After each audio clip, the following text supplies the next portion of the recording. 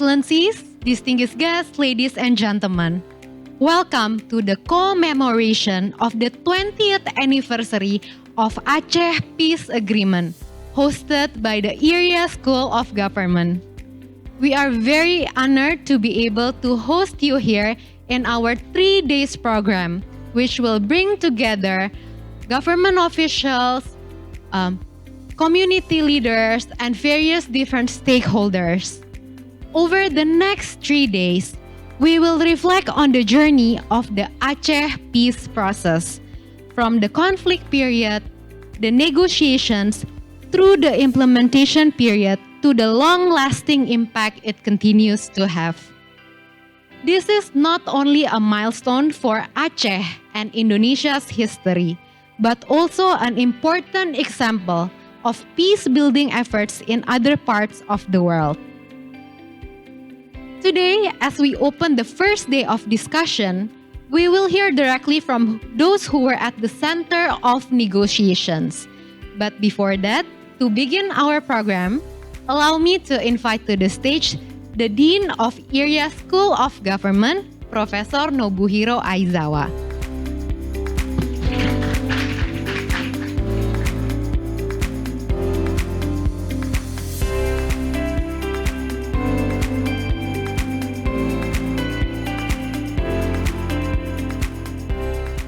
Thank you very much, Talia.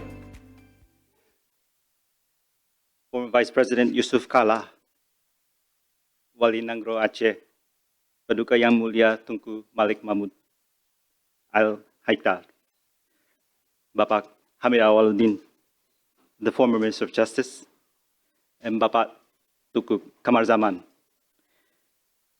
Our esteemed guests and distinguished guests, Excellencies, Ambassadors, and our dear friends, ladies and gentlemen, good afternoon to you all.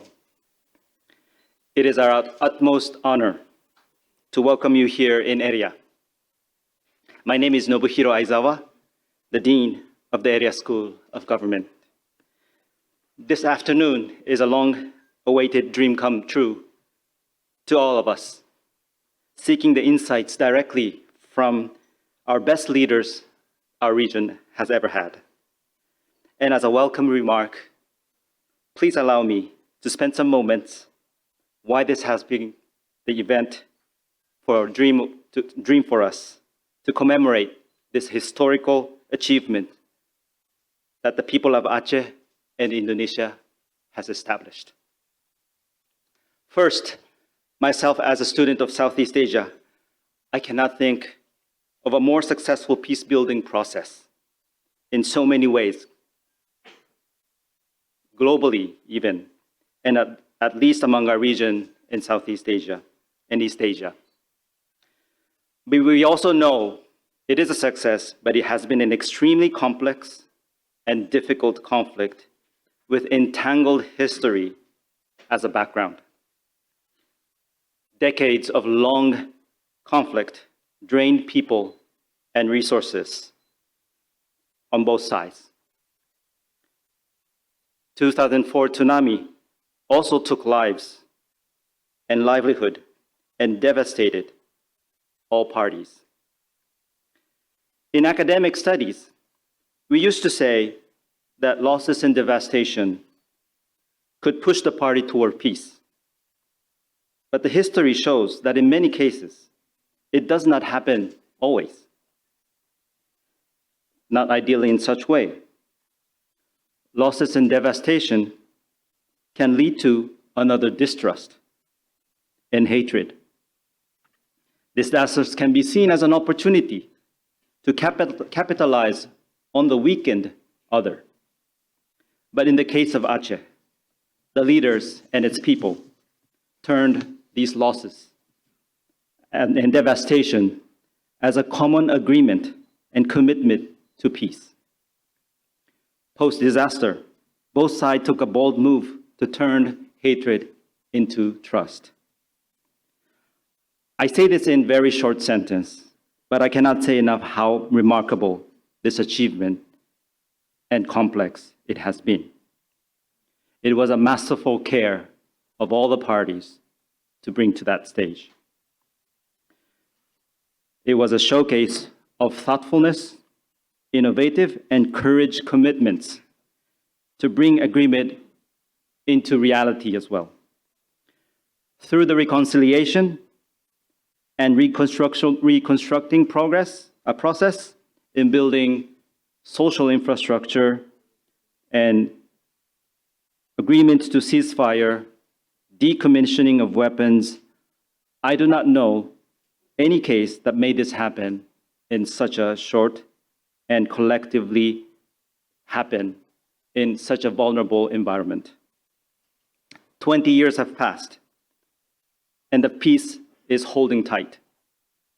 The leaders and the people established a remarkable foundation.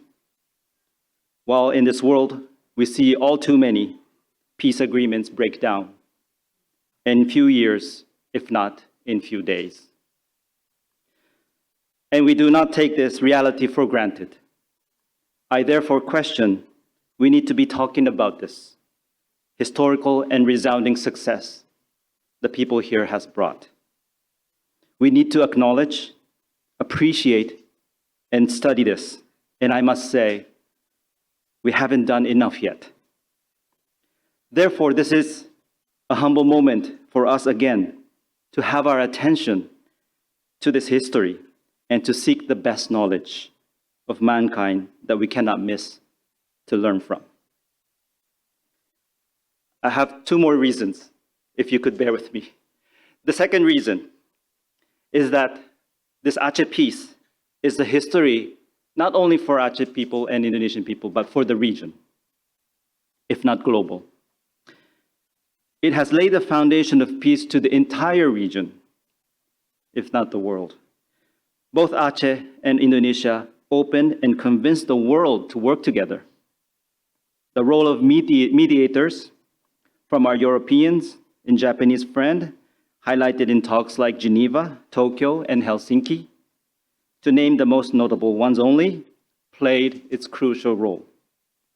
The humanitarian mission that, like the USA, JICA, and EU, and all other institutions, also represented the governments and the donors and the society that partly involved and represented the community's wish and will and attention to support.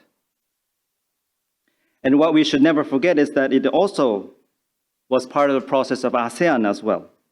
ASEAN played a critical role in facilitating to set the peace in the region so that the closest regional partner are part of the peace and being responsible to support and sustain. It was all too natural that everyone who involved in Aceh Peace process became the people to seek their wisdom to the issues in our neighbors and beyond. The peace in Aceh is a history of global collective effort and the global asset that we have. That is why we like to highlight in this event so that the wisdom and experience and the insights are all made available to those who are now in struggle to create peace in our neighbors and other part of the world. After 20 years, I still ask you, all the leaders here in the room, to be the mentors and friends of all of us who are facing difficulties to bring peace to our people. And the third reason why we need to commemorate is for the future. We know how hard it is to establish and sustain peace for 20 years. It is one generation. I sincerely commend the success, but I also must say that it is not done yet. We are here to bring peace to the next 20 years. I would not take the peace for granted. Nothing is guaranteed that we can sustain peace. I believe that we need to care and develop together continuously and consistently to sustain peace in a resilient manner. I have been marveled how our leaders and people have turned hatred into trust. The next challenge is how to sustain and strengthen that trust that you all established. unless we have a good knowledge how this trust was formed, the trust can easily erode over time. If we do not build the dividend of peace together and to develop it, the world is too vulnerable that we can come back into the era of distrust. To pass the baton of peace to the next generation, I therefore see the importance of reflecting and restudying how the peace was built and talk about the challenge that we see now for the generation to come. To have discussion here, which I think is the strength of the Acehnese and Indonesian people. We cannot miss this opportunity, and we hope today and the coming 3 days to be the opportunity for us to talk about and spread our words as broadly as possible. We see that our mission, and as an international organization headquartered here in Jakarta, we think that it is our duty to commemorate the Aceh Peace Agreement and to re-energize the community that set the foundation of peace in this region. Thank you very much, and we are truly, truly thankful for your participation and excited and looking forward to learn from you and to be working together. Thank you so much.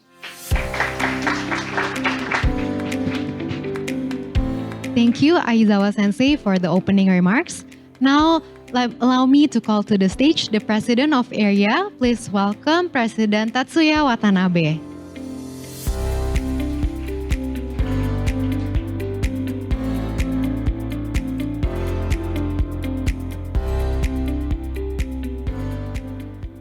His Excellency Mr. Yusuf Khalaf, 10th and 12th Vice President of Republic of Indonesia, His Excellency Tengku Malik Mahmud Al Haisar, Wali Nangor, Professor Hamid Awardin, former Minister of Law and Human Rights of the Republic of Indonesia, His Excellency Hassan Wijaza, a former Foreign Minister of Republic of Indonesia, Excellencies, distinguished guests, ladies and gentlemen. It is a great honor to welcome all of you to the commemoration of the 20th anniversary of Aceh Peace Agreement, organized by ERIA School of Government. First of all, ERIA has been here over the past 18 years since our establishment back in 2008, kindly hosted by Government of Indonesia. Taking this opportunity, I would like to express my sincere gratitude to the Government of Indonesia, especially acknowledging the presence of His Excellency Mr. Yusuf Kala, and also the presence of Excellency Hassan, the Foreign Minister at that time. Both of them has been strong supporter of our institute area. Thank you very much. And for the Aceh peace process, the important message was already conveyed by my colleague Nobu-san, Professor Aizawa. But I think Aceh peace process is a story that holds lessons not for the region, but also for the world at a time of when hostility, division, and mistrust are becoming far too common in many parts of the world. Communities are trapped in the cycle of violence and loss. Today, the world needs an example how to move from deep conflict to lasting peace. Aceh offers that example. It shows that peace is possible even after years of violence, grievance, and broken trust. It shows us that people can choose to unhate, to turn away from fighting each other and instead find common ground for stability and shared prosperity. People might ask, why is ERIA? ERIA is an economic research institute hosting this commemoration of the 20th anniversary of Aceh Peace Agreement. The answer is very simple. We believe the number one prerequisite for economic growth and prosperity and people's well-being is peace. Without peace, people go hungry. Without peace, no one can innovate, no one can invest, no one can live the life that a normal society allows. Peace is a foundation upon which all development rests. Today, we are very honored and fortunate to hear first-hand story from those who lived and shaped this process in Aceh. We have with us His Excellency Yusuf Kala, whose tireless meditation helped bridge the divide. His Excellency Malik Mahmoud, Wali Nagono of Aceh, the guardian of Aceh's identity and unity. And Professor Hamid Awardin, former Indonesian Minister of Law and Human Rights, who played a central role in the negotiations. Their experience are living history and living proof that dialogue, courage, and compromise can achieve what force never could. Our aim in holding this commemoration is not only to honor the past, but also to document these lessons so that the next generation of leaders in Indonesia, ASEAN, and beyond can learn from them. Aceh peace process is a reminder to the world that even the most entrenched conflicts can be solved when courage meets compassion and when all sides are willing to imagine a shared future. The journey from hatred to harmony is not easy, but Aceh has shown us that it is possible, and that rewards are immense to everyone. Thank you very much for the excellent opportunity.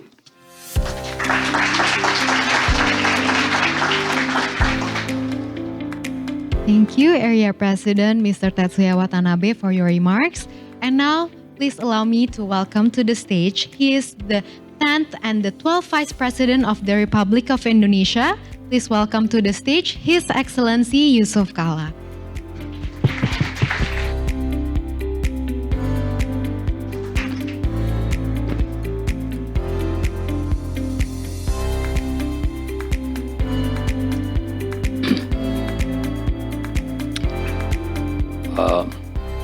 Thank you very much for this occasion. Pak Malik Mahmud, Wali Nanggro, Mr. Watanabe, the President of the ERIA, Pak Hasan, and Aizawa, Iwa, Malik, Hamid, and all audience ambassadors, and thank you very much for this occasion.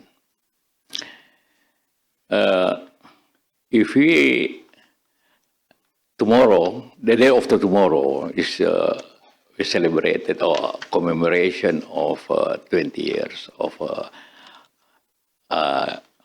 Aceh, Indonesia is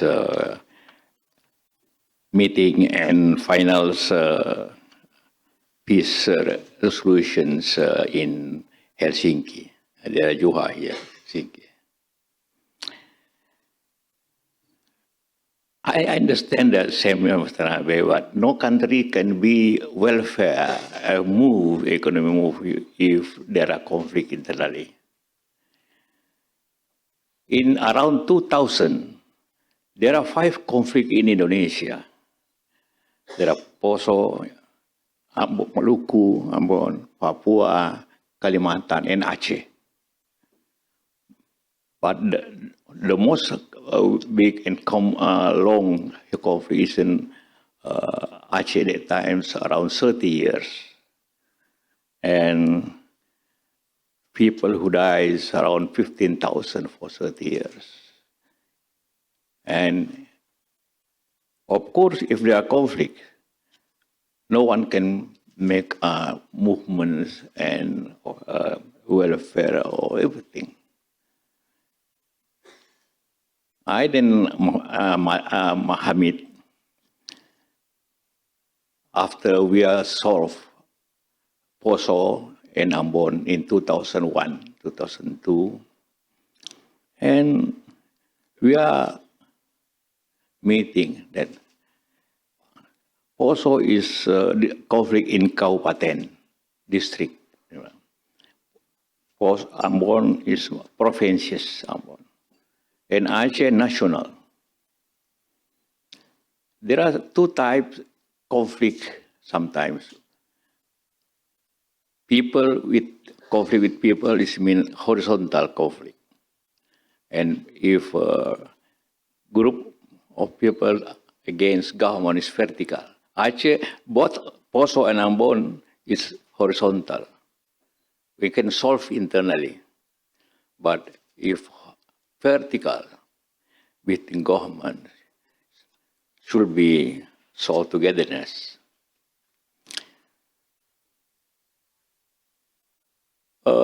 After now we are after we solve provinces. Now how we solve the national conflict with Indonesia, Aceh, and we start to study.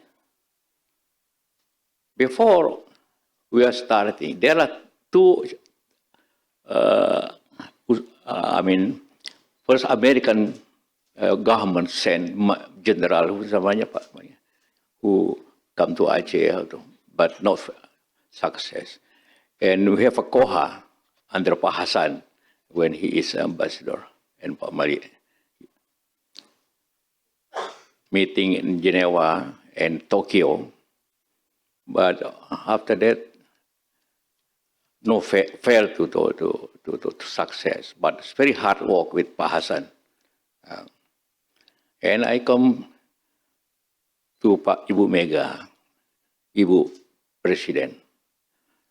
Can I try to solve Aceh? Okay, but then if you agree, give me a letter as to starting. But Ibu Mega don't say, they say no. Because here under Menko Polkam, SPY. But okay, I can work, but you asking all Pak SPY, Menteri Pertahanan, and Panglima, Pak General Etarto, and police chief, to say that they give me chance to do the peace process in Aceh. And we'll start. But our principle is dignity for all. If you want to make peace, you should be same dignity. How we make GAM under Pak Malik and Indonesia giving meeting with dignity, beri kehormatan untuk keduanya. The second thing that how you make win-win solution. Win-win solution. The first thing how to make this peace, we learn why they have peace. Many people say, oh, because this Sharia. I say, no, not Sharia. That's the solution given Pak Gus Dur. They make solution with Sharia. They give in special autonomy with Sharia. I say, no. This is mostly about inequality in economy. Aceh, very rich with oil and gas. But he only get 15% of revenue. Aceh people is low, very low income, but very rich with resources. This is inequality. It's the same old conflict in Indonesia. After proclamation, independent, there are 15 big conflicts in Indonesia. From Madiun, RMS, PRRI, Permesta, in Kalimantan, and so on. From 15, 10 of them because inequality. Inequality in government, in development, economy, and social. Aceh, because inequality in economy. That's why we are starting to study of that. What happened?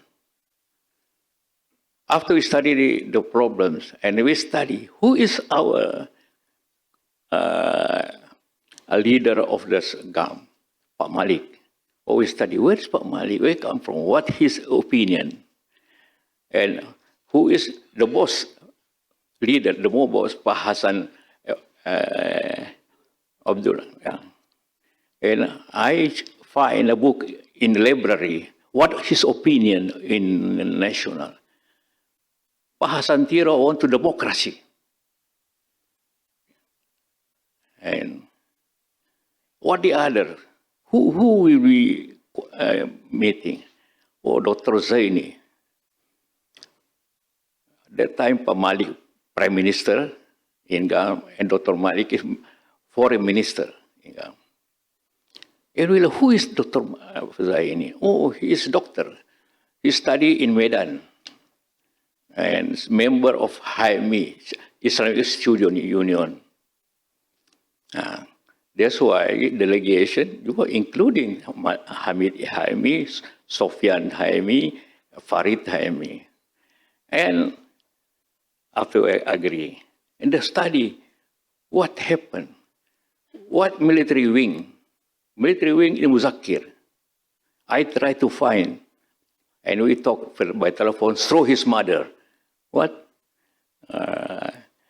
your opinion from Muzakir? He said, no. It's depend on Pak Malik.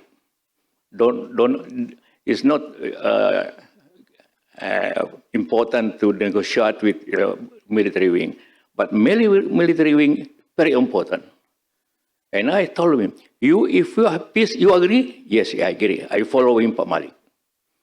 Jadi Pak Muzakir itu setia sama Bapak. Ya, setia sekali sama Bapak. I try to make us negotiation directly. No. You should negotiate it with Pak Malik and Pak Zaini. Yeah. This is very, because very important, the military wing. Yeah. And then, what our principle? Principle, bullet to ballot. Military conflict to politics. This is principle, the other principles. How to move from military conflict to political dialogue. This is two things. And now we study and trying to find Pak Malik where we can dialogue. We tried in Holland, in Amsterdam, trying dengan Yuha assist with Farid to go to Sweden, but cannot meet Pak Malik at that time. And finally, we try. I came to Europe to see the possibility. And then tsunami coming. Tsunami is faster, making the dialogue faster. Why? I thought I am chairman of Bukornas at that time, was possibly in charge of any disaster at that time. And then what we shall do? Our plan is to make emergency action in 6 months And the seven month is reconstruction of Aceh. And then I invite 6 ambassadors to meet me in Jakarta. Sweden ambassador, Sweden, US, Japan ambassador, and the others. Libyan ambassador. Why Libya? Because Musakir and his team training in Libya. That's why I asked ambassador in Singapore, because I know that before Pak Malik lived in Singapore. All resources we invite to come. And finally, I asked this ambassador to come to Sweden ambassador to Sweden to tell Pak Malik that we need peace. If not, we can make a reconstruction in Aceh. People in Aceh so much suffering the tsunami. And finally, in January 24, we met. Not me, but Malik Hamid, chair, Farid, Sofyan, one military from Jawa Barat. No person from Java. Why? Because Acehnese don't like it, Java at that time. That's why Hamid is from Makassar, Farid from Makassar, Sofyan from Aceh, and Pujo from Bali, and he from Sunda. This is the way how to make very soft. If there are Acehnese, they say, you're colonial. Not have fun. This is the way how to make very soft negotiation. Don't make a psychology negotiation. Just learning for anybody to make how to preparing. And after that, we train the team. He should know Aceh, psychology of Aceh, and what system of Aceh, cultures, what history of Aceh. We should learn that all. They take me 2 weeks to train Malik and his team about Aceh. Yeah, I know history of Aceh. That's why. Oh, and boy, we understand. And I was starting after meeting dialogue in Finland. Why Finland? First, negotiation in vertical country. No, the dialogue don't make it in Indonesia and Sweden. I don't know. No, we make it in the third country. The third country is Finland, because it's close with Sweden and member of EU, European Union. If fail conflict, European Union should support. Yeah. That's why EU is Finland. They say the law of Finland. This is the story of the way to negotiate. That it should be very neutral. I asked him who will be lead. Ahtisaari. Ahtisaari, former Vice President of Finland, and very neutral. You should find the third country and the third person who is very independent, neutral. No one. Then very tough. That's why we are negotiated with the way of it. Dignity for all, very independent, neutral, mediator, and not close with Sweden, but not in Sweden, not in Jakarta. No, in Jakarta should be the third country. And starting, and I say to the Hamid, please send message to Pak Malik. We still need the time only 6 months. Because if not, peace in July, we can make the reconstruction of Aceh. Because 15 countries support the reconstruction with cost of $5 billion US. If we don't make it, no peace, no reconstruction. Yeah. That's why this relation in between negotiation and tsunami, the time limit, and start in January, finish in July, but signing in August. Yeah, 1 month preparing very the structures of MOU. It was a structure. And because this economy, what main economy we agreed? That before, as I said, that our law say that government take it 80% of revenue of oil and gas, and the provinces give him 15%. And we are okay. Aceh give 70%. And Indonesia only 30%. They agree, we agree. I told the president, SPOA, you agree, sir, with this formula? Okay, with the formula, we agree. Maybe that time, oil and gas is going down, but the next 10 years later, very rich oil and gas in sea, Andaman Sea, I think, but this is far from Aceh. This one thing that our principle.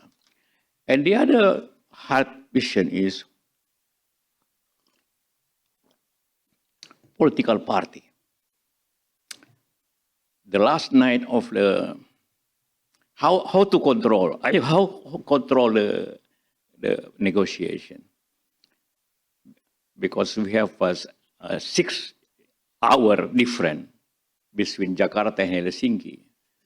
In the deck of I sleep in afternoon, but in night I open to the monitoring the machine. Very easy monitoring. Just find your telephone, and then I know what the discussion in the telephone. And I give him. If you ask me one principle, in 1 minute I give him answer to delegation. Begitu Pak Malik. Mungkin Pak Malik tidak tahu, saya dengar semua pembicaraan. I control of negotiation. And the last problem is local politics. According to the law, Indonesian law, politics should be national. Pak Malik asking local party. Wah, this. So how to solve this problem? The first solve, I ask him all party to sign the all Aceh, all his member of in Aceh, all Acehnese, not one of them. But no, they don't. Pak Malik don't agree that it should be local. Finally, in the mid of night, around 12 o'clock at 1 o'clock in the afternoon, morning, I read in my room in my house, in my working table, all law I learned that the law of Papua saying that Papua people can be established party. Oh, this is okay. Because they're simple for Papua. And there is midnight, I agree to Hamid and Sofian. Okay, I agree, local party. You make sure? Okay, make sure. You agree that. It's final. Yeah. Politically agree, and economy, social, agree. But it two big principles. This is the way. And one thing that different with other thing, that dignity for all in meaning, we are same. And they ask me. But before when we are starting to study, I invite Commander-in-Chief, Pak General Etanto. Pak General, you want to make a negotiation with Aceh. How about your opinion? the opinion is, they're very good. Sir, no one Panglima, commander-in-chief, want to make his military should be die. And I told, yeah, this is Indonesia and Indonesia. Why we should war? Yes, I agree. Okay, go, Mr. Vice President. You agree that you make a peace. And the other thing we are asking Minister of Finance. Minister, how much it will cost every year to war in Aceh? They say the cost is 2.5 trillion rupiah per year. Okay? Yeah. And then give me, after this negotiation, the cost may be around 3 trillion to pay everything. Give me 2 trillion. Oh no, too big. No, how big? You spend 2.5 every year. No, I only ask you 3 trillion and all okay. And they agree. Okay, you make ready for 2 million. Yeah. This is one thing there. How to prepare in domestically and how to negotiate with preparing all things in Indonesia. And then after that, Hamid, you go and something like student. Hamid, this is map of Aceh. Where in Banda Aceh? Oh, see there. Where in Rosumawe? Like you are in Aceh. You hear Aceh song in you. Every day in my car, song is Aceh song. I will make my thinking about how if I am in Aceh. Yeah. This is psychology. You should don't only solicitate. Your problem is Pamali say, I don't want to surrender. Aceh not surrender. Okay. Surrender is mean your arm give to the military. That's why solution is you don't surrender your gun, but cut. You cut instead of gun. But how cost of cut? I told commander, how many military battalion there? But they say 30 battalion from Java, from Kalimantan, from all countries. Okay, we negotiate. I ask him, how many gun you have? Say 900. 900, with what? 900, yeah? 900. Okay, we deal. Gun and military. You are cut the gun by operate by IMM, Aceh Monetary Mission. This only say no ceasefire. I say, but should be ceasefire? No, no ceasefire. But why not ceasefire? Because if there is ceasefire, maybe they go into city with gun or the other thing, or maybe Malik send another gun to Aceh and all buying. No ceasefire. Why fast? Because no ceasefire. But I say, I instruction to commander, you don't attack. Don't attack each other. Don't attack each other. We are agreed not attack each other, but no ceasefire. This is unique system. I agree there. The gun, give me, we agree that 3 months should be, every month, in 3 months, cutting weapon. And the same day, 10 battalion back to the Java. 10 battalion every month. It means 3 months, It means all army from outside back. And all weapon has cut. No more. No more. In military, no more military, no more gun. It's meaning peace. Very, very balanced. It's the result of dignity for all. That's what we do in peace. Finally, I think after 3 months, all military back, only police and local military can operate in Aceh. No more from Java, no from Sulawesi, no from Kalimantan. No more airports, no more marine, all back. Then we can find very peaceful negotiation with this system. And we met again. What economic thing we can do? Okay. And I told them, okay, a special autonomy fund given, and all military wing we give back home with cost with fund. The cost for 3 trillion is costly for making the situation balance. This thing.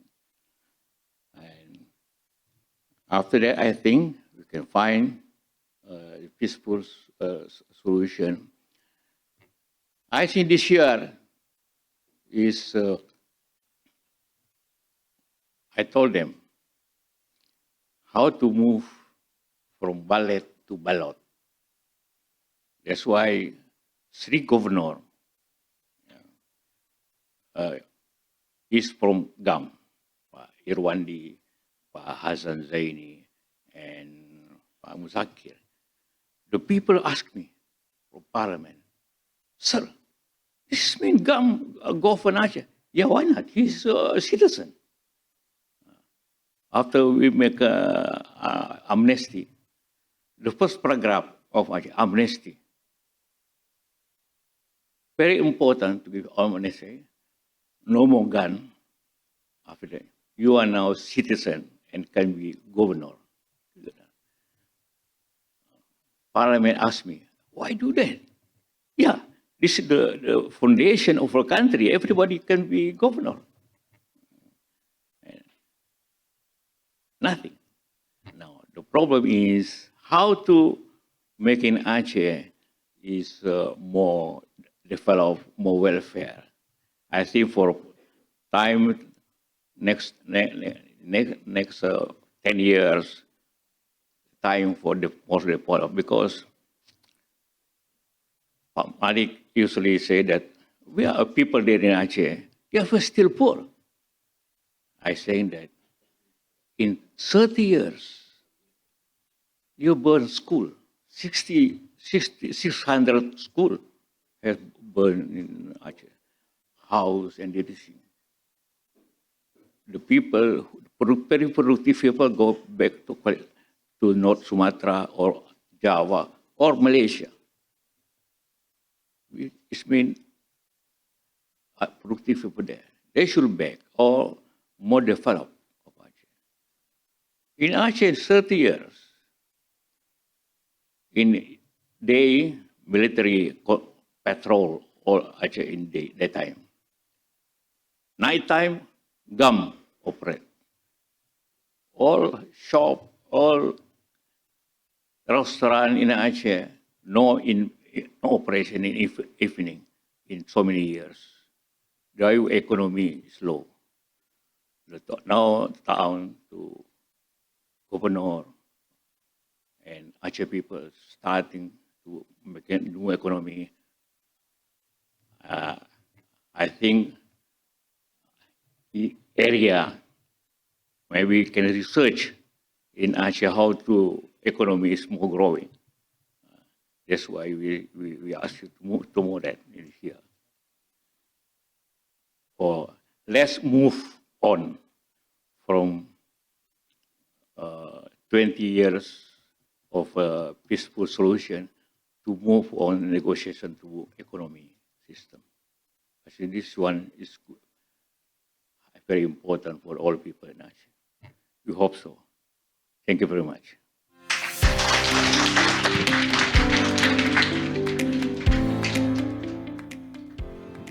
Thank you, His Excellency, for sharing your experience. You may be seated back to your seat. And now, we are going to hear another valuable experience. Please allow me to invite to the stage. He is the former Minister of Law and Human Rights. Please welcome Professor Hamid Awaludin.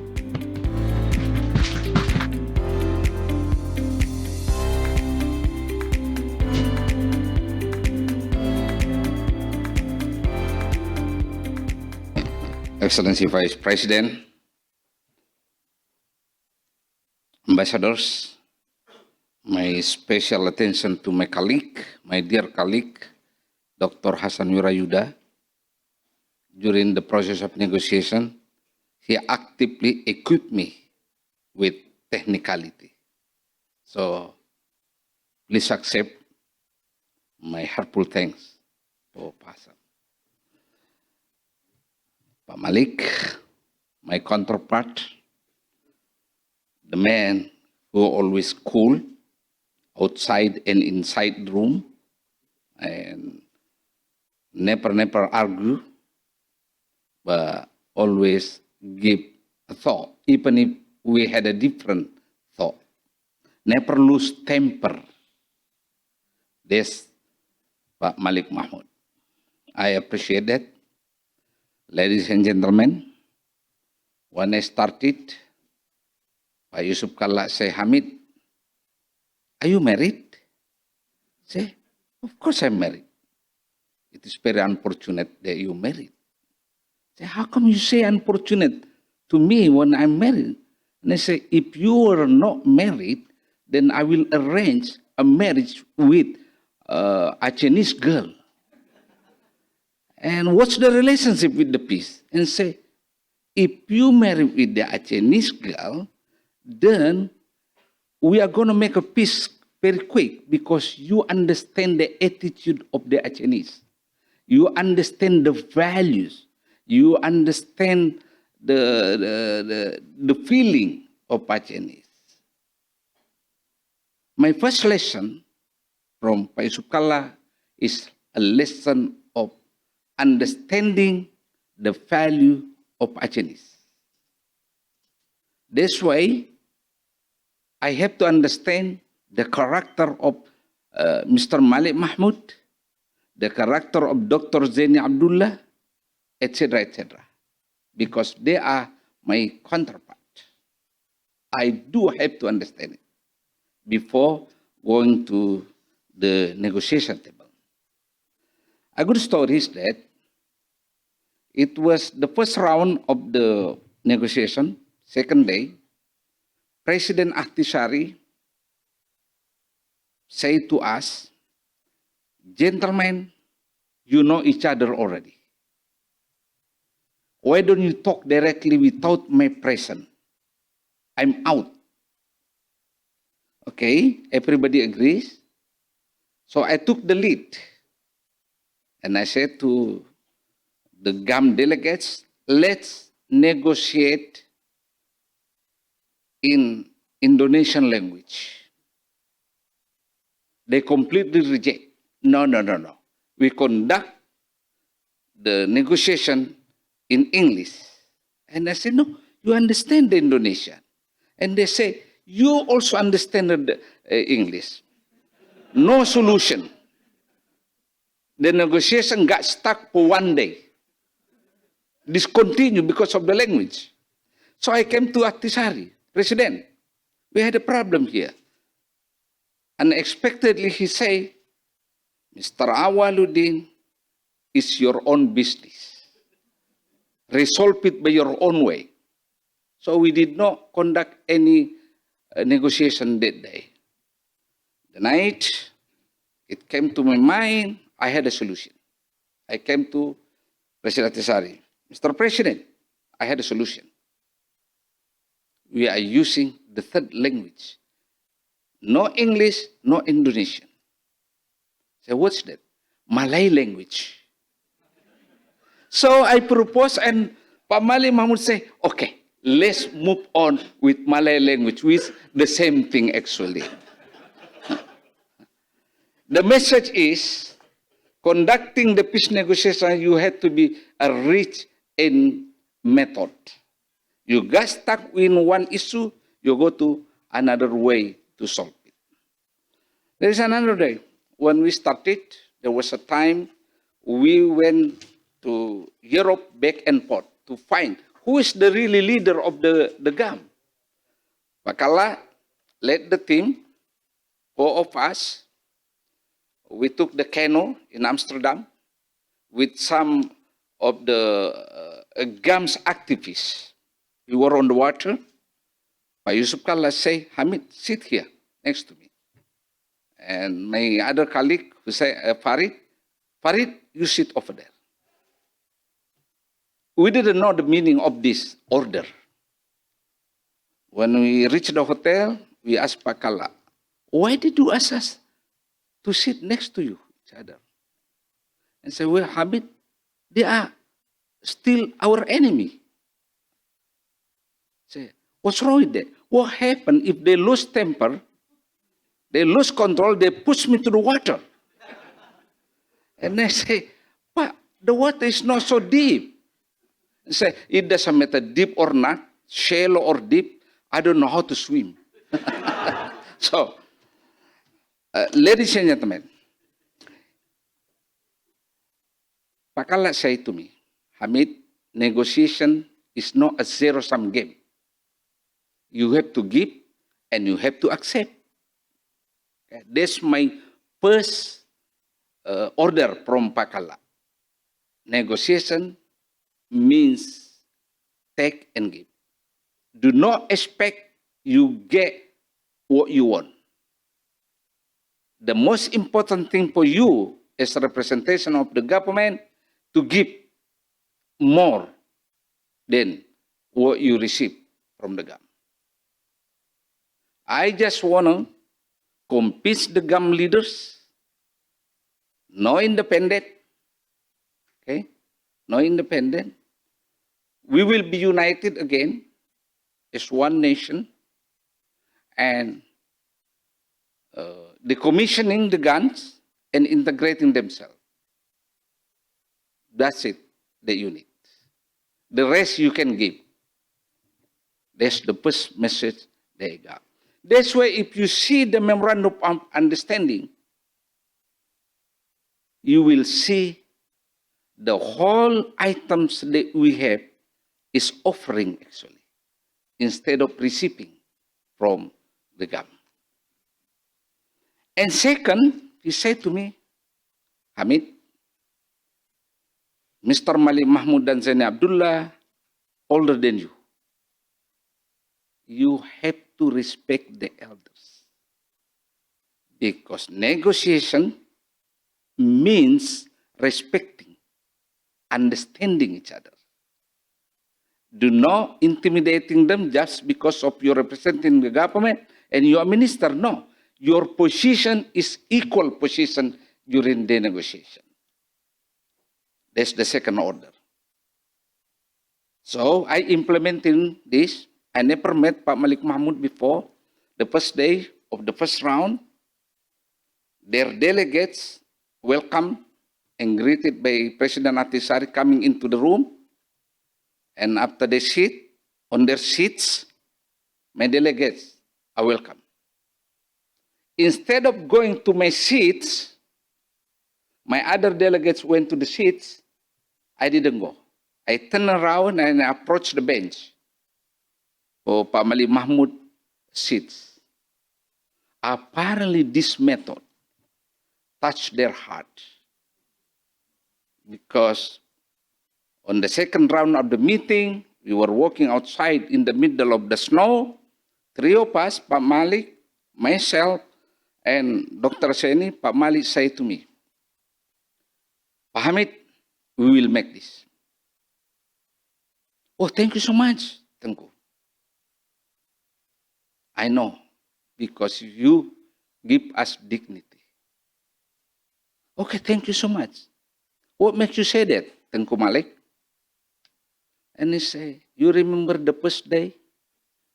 You approach us. You give us a dignity. You keep our pride. A small technicality, but it's really meaningful to touch the heart of Pak Malik Mahmud. That's the first clue that I got that we would make the peace, simply because the way how I enter the room. The second clue that I got, the third round, again, we walk outside, three of us, and I didn't put my overcoat. I got very cold outside. Pak Malik Mahmud put overcoat. He saw me getting cold, shaking my head, and he put his overcoat toward my body and he said, Pak Hamid, you have children? I say, yes, I do have 2 children. And Pak Malik Mahmud say, I have a granddaughter that I never met. I miss. Pak Hamid, I miss home. He said to me. I didn't see home for so long. I dream standing on the ocean to see the Buginese ship, because apparently his father used to own a Buginese ship in Singapore. And he said to me, Pak Hamid, can you make it please? I want to go home. Very quiet. Tranquility is there, was there. And he turned around and say, all depend on you, Tengku Malik. And he said again, no, depend on you. We shake each other, and he turned around. I saw his tears came out, and wiping with handkerchief. After that, I called Pak Yusuf Kalla. Pak Yusuf Kalla, there is a drama here. What? Pak Malik told me he missed home. And Pak Yusuf Kalla said, Hamid, leave whatever you are doing now. You go to take ablution and pray, thanking God. We are going to make it. Believe me. Pak Yusuf Kalla said, believe me, we are going to make it because he missed home. That's the second clue that I got to make me more optimistic. Ladies and gentlemen, Pak Yusuf Kalla always say dignity. There is in the paragraph and the preamble of the MOU a magic word, a dignity for all. It came from Pak Yusuf Kalla actually. You have to dignify people. As implementation of this, when we release all of the former combatants who were in our prison, we release based on the MOU. The detainees and the prisoners. 2,700 throughout the nation. Yusuf Kalla say, Hamid, I don't want to see one of them as handcuffed. They are free men. And second, you have to transport them from the prison in Java, in elsewhere, with commercial flight, not military flight. Like when they were brought to Java, you really have to dignify them as a free man. The problem is, I have to register them because the transportation cost, I have to be responsible for it, right? And I have to release them. On the night day after the release, I got phone call from Malang. Mr. Minister, some prisoners here from Aceh don't want to go out. They want to stay. Why? Because you require them to sign a paper with transportation, etc. They thought that I had to push them to declare they surrender. I reported to the Vice President, there are some people don't want to go out, they want to stay in a prison. What do you think? The Vice President, Hamid, grow up, man. You are minister. Make up your decision. Okay? Make up your decision. So I called them up. At 10 o'clock p.m., tell those people, including the former Vice Governor, wakilnya Rwandi, Nasar. The boycott led by Nasar.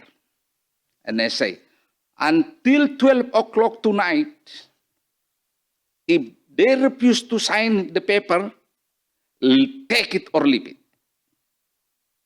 No release. About 11:30, I got phone call from the prison. They finally signed it. So I report in the middle of the night to Pak Yeka, Pak Yusuf Kala, Hamid, you pass with magna cum laude. Okay? There are some, now, some of the leaders in Bandung, including my dear friend Kamaru Samad, the story goes as well. Pamali Mahmud insists that those people who were being imprisoned in Bandung should be taken to Finland to be part of the delegates. 7 of them, including Kamaru Samad. At the time when Pak Mali Mahmud request, I didn't say no. I said, sure, we'll do the best. Well, I called the Supreme Court Justice. Is it possible to take the prisoner go outside? And the Chief Justice said, Hamid, after the court decision is all up to the government. The problem, can you take the political protest, complaint? You're right. So I went to see those 7 prisoners in Bandung because Pak Malik Mahmud really insists. So I went there. And one of them is called Usman Lampu Awe. He was the leader. And as soon as I offered the opportunity, I'm going to release you. And they say, what kind of ply the government gave us again? We never believed the government. I said, no, you have to believe me this time. And I say, it doesn't make sense. We were sentenced by your court for 18 years. We just undertook it for 2 years. We still have another 16 years. I said, no, I'm going to make it 0 years. And I said, well, thank you very much. And I gave the phone to call Pak Malik Mahmud. There I met them already. A couple of days, this is the key. In order to convince Pak Malik Mahmud and the leaders, I asked my immigration officer to come inside to the prison to make the passport for those 7 people. They swear there is no single person on earth has a passport which using the prison as address. Only for those 7 people. And then I asked the tailor, come to the prison to make a suite because I'm planning to take them to Helsinki. Couple of days before departure, I came to see them. Gentlemen, do you want to be released permanently or only for a couple of days? And they say permanently. Aha. Hear the story. If I take you now, you may not be released permanently because politicians will make a noise. It's up to you. And they say, well, Mr. President, we are seeking opportunity to be released permanently. Well, you have to convince your leaders. They have to put the effort already. Say, sure. And they call Pak Malik Mahmud. Pak Malik Mahmud, it's better that we don't go. We don't go. Because we are seeking opportunity to be released permanently. And I said, my face to Pak Malik Mahmud, I'm gentleman, I keep my word. So we didn't take. But after being released, Pak Yusuf Kalla can call me up. Hamid, you remember your promise? You promised them to take them to Sweden, to Finland. Now they are released. You have to fulfill your promise. Bring them now. Finally, we brought them to see you in Sweden. We keep our promise, but not at the time. The lesson that I got from the Vice President, keep the promise. You may postpone it, but do not forget the promise. Do it. So we did it, Pak Malik. Gentlemen, I need to continue the issue that Pak Yusuf Kalla addressed regarding political party. President Ahtisaari, on purpose, postponed the issue to be discussed because he knew it will be the most sensitive issue. So he waited until the very last round of the meeting. I convinced Pak Yusuf Kalla, Vice President, they really demand they have their own political party. And Vice President play a tactic. Here, the original document, he invite all the 10 political party coming to his place, his office, and make a promise. They sign it. Each of political party open their doors to be used as political vehicle to the government. Here, very authentic. Led by Pak Yusuf Kalla as the chairman of Golkar and 9 others political party. So I brought this to the negotiation table. But Pak Malik Mahmud, apparently the first time you were so stubborn, Pak. I'm so sorry.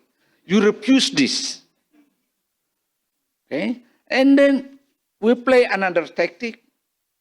We suggest that the movement brought for judicial review at the Constitutional Court for the law, political party law. And I helped them to make the petition. But at the end, again, they refused. They want to have their own political party. And finally, President Ahtisaari asked me, please, second floor. If he asked me for lobby, one-on-one meeting, always say second floor. So I went up. He said to me, Minister, may I know the size of your shoes? My size? The size of my shoes? Yeah. It's very small, Asian size. He said, can you take off your shoes? So I did take off my shoes. And he did take off his shoes as well.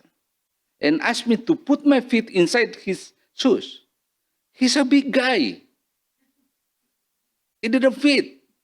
When he put his feet on my shoes, also don't fit. And he said to me, you see, Mr. Minister, how uncomfortable it is to wear the shoes that do not belong to you. The same as the movement.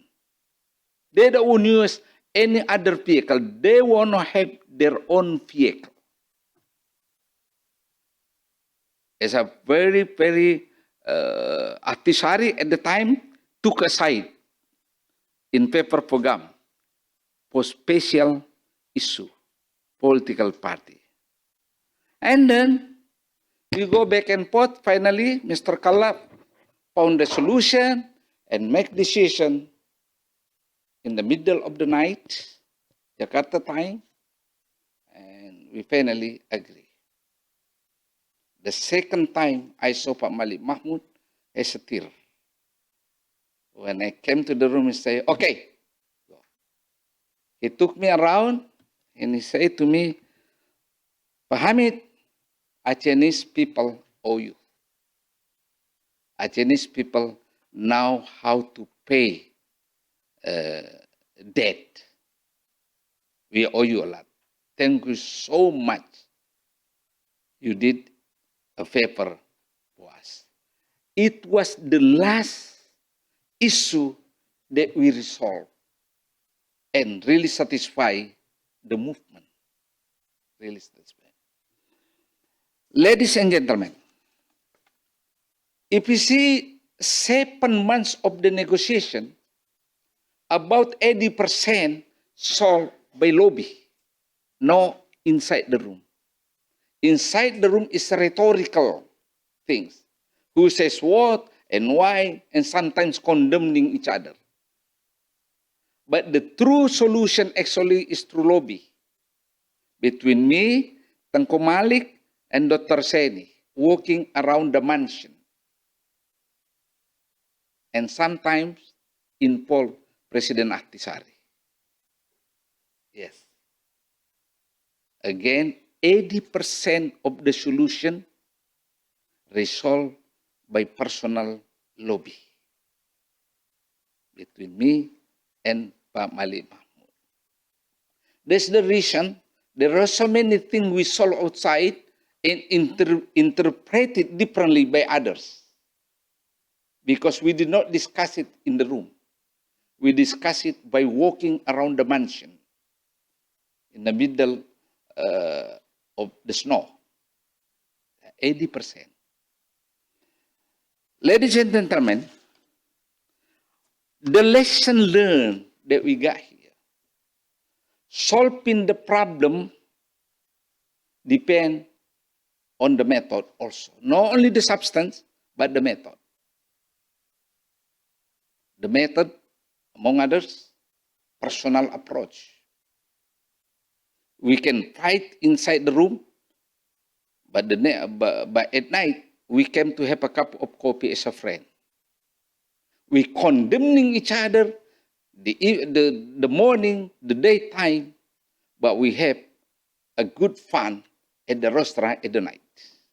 It's personal approach. Indeed, we condemning each other. But hey, during the evening time, we had a good time together. In many, many occasions, I went to see Pak Malik Mahmud in his hotel without telling my delegates. Because if I told them, they might protest. Another issue is that one day I addressed Pak Malik Mahmud, Excellency. I got a complaint from my delegates. Give me a note. Mr. Awaluddin, you are not supposed to address them as Excellency because they are not minister and they are not ambassadors. So I responded by saying, you want a title or you want a peace? So I reported to Pak Yusuf Kalla and Pak Yusuf Kalla, Hamid. If you want to call them a king or the queen, just do it in order to have the peace. Don't worry about the title. So, second lesson learned method is direct talk.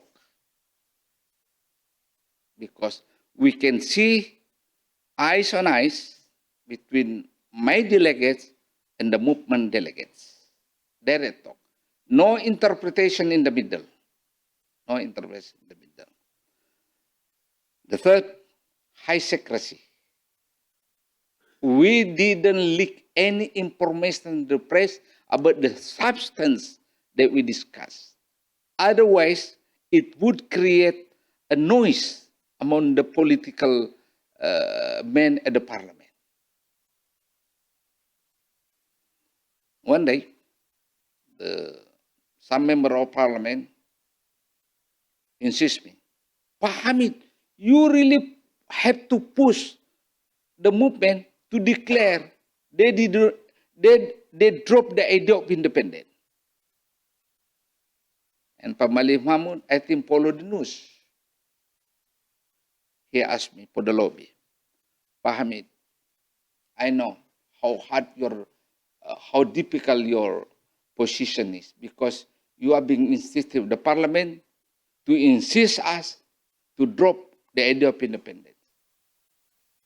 Pak Hamid, you had a good education, you know. Since we didn't talk inside the room about independence, mean it goes without saying it, we don't have any idea on that.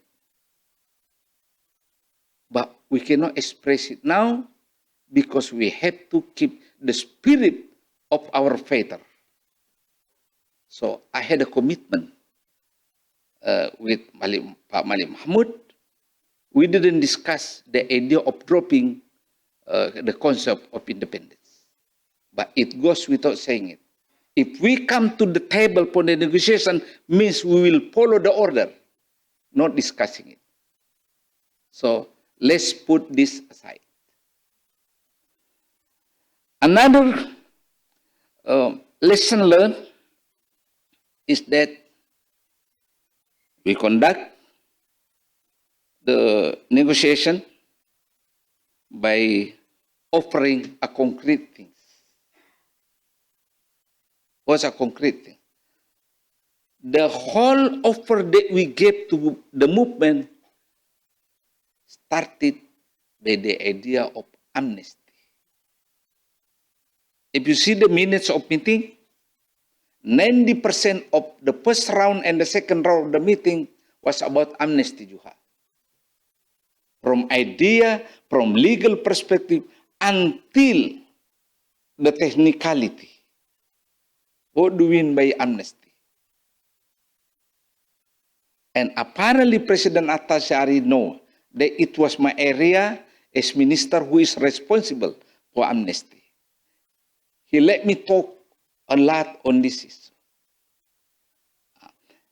The vice president at the time had idea. You have to prioritize the offer on amnesty. Why? Because it related to the leaders of the GAM, their status. Tengku Malik, Aseni Abdullah, they live outside for years, so they need returning home. And the only way you can bring them home is by grant them amnesty. So it's direct impact to themselves. So we did this on purpose. We prioritize discussing the idea of amnesty because this is the gate where the peace will be achieved. Drop the status of crime, drop the status of being suspect, etc., etc. Everything will be white with the concept of amnesty. We did it on purpose. Put it as high priority. And thanks God, we did it very well. Everything was in order. And finally, ladies and gentlemen, the main lesson learned, whenever and wherever the conflict came up, the state, the government must take a lead to stop it, either horizontal or vertical. Because usually parties who influence politics had a high pride and a high pride to stop it. All of the people who get involved in physical conflict always using zero-sum game. With this position and attitude, state government must take a lead to stop it and to achieve peace. This is the highest level of lesson learned that we got from the Aceh conflict. We have to do it. And finally, and I need to record again the Acehese proverb, which I quote in my speech, will be Paprang tan reda, dan which means there is always a time for rain to stop, and there is always a time for war to end. We end the war in Aceh. Thank you.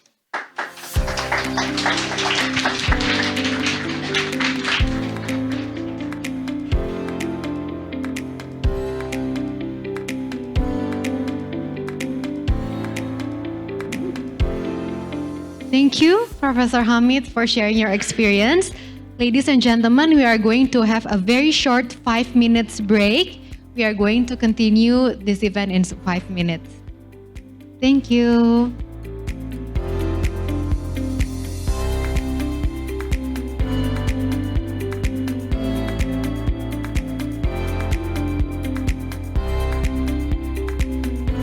Ladies and gentlemen, thank you for coming back here on time. We are going to continue our session. So please take your seat. Please make sure to bring your refreshment back to your seat and enjoy it here.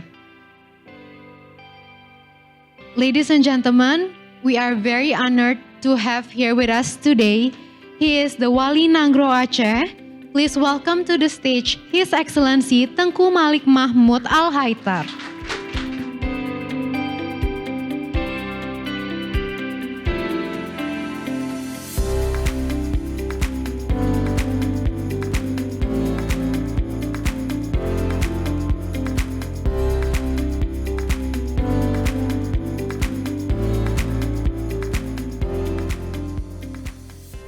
Your Excellency,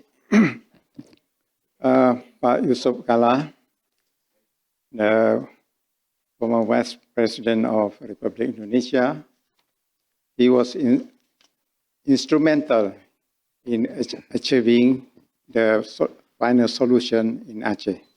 Thank you, Pak Kala.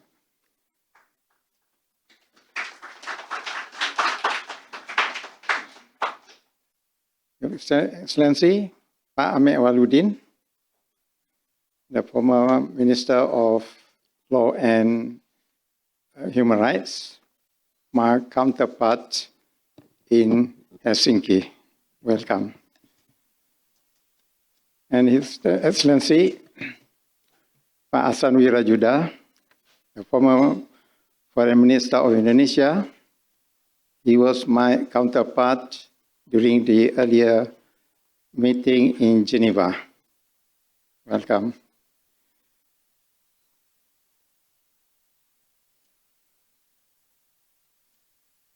Excellencies, honorable delegates from diplomatic missions and international delegations. I have to read my speech because it contains of the present situation and for the future for Aceh.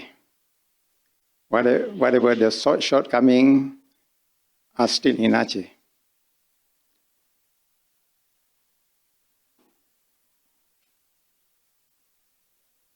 Assalamualaikum warahmatullahi wabarakatuh. This is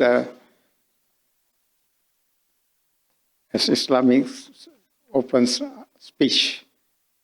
That means peace be upon all of you. Ladies and gentlemen, welcome to this meeting. Thank you very much, Mr. Watanabe and Mr. Aizawa, who facilitated this meeting this afternoon. It is with deep respect and sincere appreciation that I stand before you today to mark the 20th anniversary of the signing of the Aceh Peace Agreement in Helsinki, Finland, on the 15th of August, year 2005. It was indeed an historic moment that transformed the course of our people and set an example for peace building in the region and beyond. Let me begin by extending my heartfelt gratitude to the government of the Republic of Indonesia, to our international partners, particularly the Crisis Management Initiative, or CMI. In this case, the late President of Finland, Martti Ahtisaari. He was a very able mediator, which contributed to the agreement of this peace agreement. And also to the government of Finland, who played a pivotal role in facilitating the peace process, and to all individuals who contributed with wisdom and patience to the peace process in Helsinki 2 decades ago. Excellencies, ladies and gentlemen, in August 2005, as the chief negotiator of the Free Aceh Movement, or GAM, I had this solemn responsibility of representing the aspirations of the Acehese people at the negotiating table. The conflict we sought to resolve was not merely political in nature, but one that had left deep scars on families, communities, for generations of the Acehese people. The Helsinki peace process, therefore, was not simply a political settlement. It was a journey of mutual negotiation and moral courage, and that demanded humanity, empathy, and vision from all parties involved. We entered the negotiations not as adversaries, but as fellow human beings, committed to ending decades of armed conflict, suffering, and to building a foundation for shared dignity for all parties concerned. The signing of the Memorandum of Understanding, also known as MOU, between the government of Indonesia and GAM marked not the victory of one side over the other, but the triumph of peace over conflict, dialogue over violence, and hope over despair. Since then, the MOU Helsinki and its embodiment through the law on the governing of Aceh, or LOGA, have served as the pillars of Aceh's transition towards sustainable peace and democratic self-governance within the framework of the unitary state of the Republic of Indonesia. As Wadi Nagro of Aceh, or guardian of the state of Aceh, a customary and symbolic institution entrusted with unifying and guiding our people, I carry the responsibility of ensuring that the spirit of the peace agreement continues to guide our collective journey. This role compels me to preserve our traditions and cultural heritage, while upholding the principles of peace, inclusiveness, and reconciliation. Yet we must also acknowledge that peace is not a destination, but a continuing process to be constantly nurtured and preserved. 2 decades later, the promise and hope of Helsinki Accord still a work in progress. Important aspects of the agreement remain incomplete, and the aspirations of many victims and communities affected by conflict await full justice, recognition, and perhaps compensation. Let this commemoration serve not only as a celebration, but also as a moment of reflection and recommitment.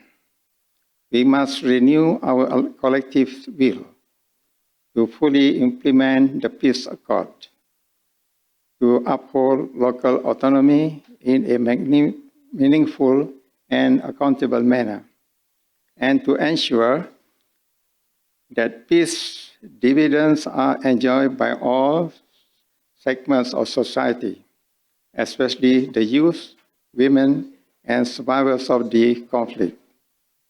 Excellencies, ladies and gentlemen,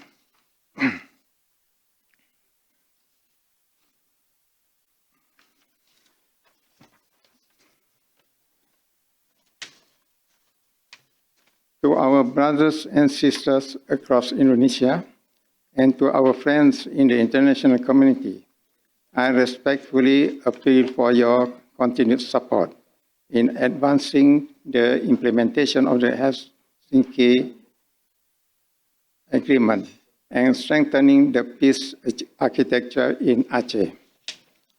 To the younger generation of Acehnese and Indonesian allies, I convey this message. Let your future be shaped not by the wounds of the past, but by the wisdom that peace is priceless. It must be protected at all costs.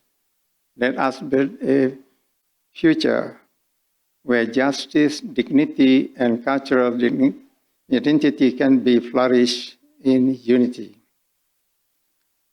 In conclusion, allow me to share a timeless reminder. Peace does not come by chance. It is built deliberately, patiently, and with courage by those who dare to rise above division. May this 20th anniversary be a reward of that spirit. I would like to add, before ending my speech, about what the previous speakers have been saying. His Excellency Pak Yusuf Kala, Excellency Ahmed Awaludin. First of all, you have delivered so many things already, but I just add something else. Any conflict in this world,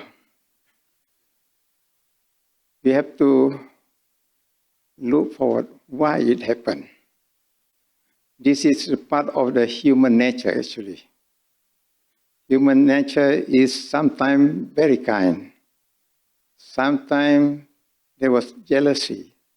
Sometimes because of inequality, even in a household, actually. And when we talk about community, about the interests of the community, there is no equality in many things. As in Aceh, Aceh has been struggled for the establishment of Indonesia for a very long time. Even in 1945, when other parts of Indonesia have been occupied by the Dutch military forces, but Aceh still intact. Aceh was still exists as an independent state at the time and recognized the establishment of Indonesia because the flag red, white flag always fluttered in Aceh. The Acehnese forget not to raise up their own flags. This is something great sacrifice from the Acehnese people. We support Indonesia by money, by weapon, by men at war. I witnessed all of this. When I was a small boy at the time, many Acehnese came to Penang, brought commodities like rubbers at that time, sold them there, and got the money. They bought the guns, other logistics, and even I saw they brought money to be presented to the representative of Indonesian outside. Because when I was about 10 years old at that time, through two Acehnese people who went to Penang in Malaysia at that time, they brought commodities there and they sold the commodity there with the order to present the money to the representative of Indonesia outside. He was in Singapore at that time. And the money was put inside a leather bag at that time. And that I saw myself. And of course, there are so many other things that Acehnese have been supporting Indonesia. But when Indonesia got its independence, then start the trouble. Aceh leaders at that time have the ambition that Aceh will be part of the state of Indonesia, or in other words, province of Indonesia at that time, with its own governor and local government. But at the time, that government merged Aceh into East Sumatra and Tapanuli state, become the province of North Sumatra. And that's because the Acehnese leaders at that time frustrated. And that begins the problem arise among Aceh and the central government. And then also about the inequality of sharing the wealth of Aceh. And this is another problem. And finally, in 1976, we decided that in this case, it is better that Aceh got its independence. And why we established GAM at that time. But now, we started it in peace, but the response was in military operation. We don't have any weapon at that time, but since the approach from the central government at that time by force, so force was asked to find weapon as well to fight back. And that caused the conflict for 30 years until the government of President Susilo Bambang Yudhoyono, and at that time Pak Yusuf Kala was his deputy. Then things changed. We begin to have dialogue at that time. And I think before that, Asman Wirajuda was the foreign minister, and he was my counterpart in Jirima at that time. We begin in Jirima, Pak Sokala at that time, with Asman Wirajuda. In fact, he was a very good diplomat. In the morning, we have breakfast together. But during the meeting, of course, we will hang on the overhead. But in the daytime, we have lunch together again. And also we discuss whatever the differences that we have under the tree. Remember that? And we find out the way how to solve this problem. But indeed, we made so many progress, in fact. There are many articles we signed until Koha was established. But the problem at that time,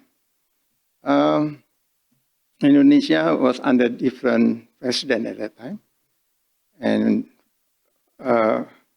vice president at that time. We were signing many articles in Geneva, but on the field, war is going on. So it is very sad case. I remember one day when we were about to sign the agreement in the morning, I got a report from Aceh, from the commander, that he said to me, Minister, you don't sign the article. Why? I said, because they are attacking us. Is this in that case? And he said, what are you going to do? If they are attacking you, you just attacking them back. I said, that's it. Just so simple like that. When I went to the meeting room, I reported to, at that time, Mr. Martin Griffith from Henry Dunant Center. I reported to him. So he talked to Hasan Wirwajuda.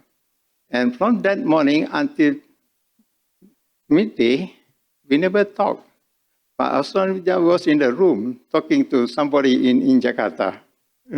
Still, I think remember. And at last, during the lunchtime, he excused us that he's going back to Jakarta before meeting. And he said he's very sad that he's been called back to Jakarta. Well, I said, Mr. Samosala, in that case, goodbye to you, that we are still separating ourselves between the Lake Geneva. You are on the other side of the lake, I'm on the side on the lake. What he said to me, not on the lake. I'm on the different side of the ocean, and you are on the different side of the ocean. And he said goodbye, and he flew away. So that's what happened to us now. And then during my meeting with Ahmed Aludin, I got people reported to me that the Vice President of Indonesia, Pak Yusuf Kala, want to see me. But always evade. I refuse. Because why? Simply that I don't trust Indonesia at that time. I don't trust Indonesia because of the failure of the earlier talk.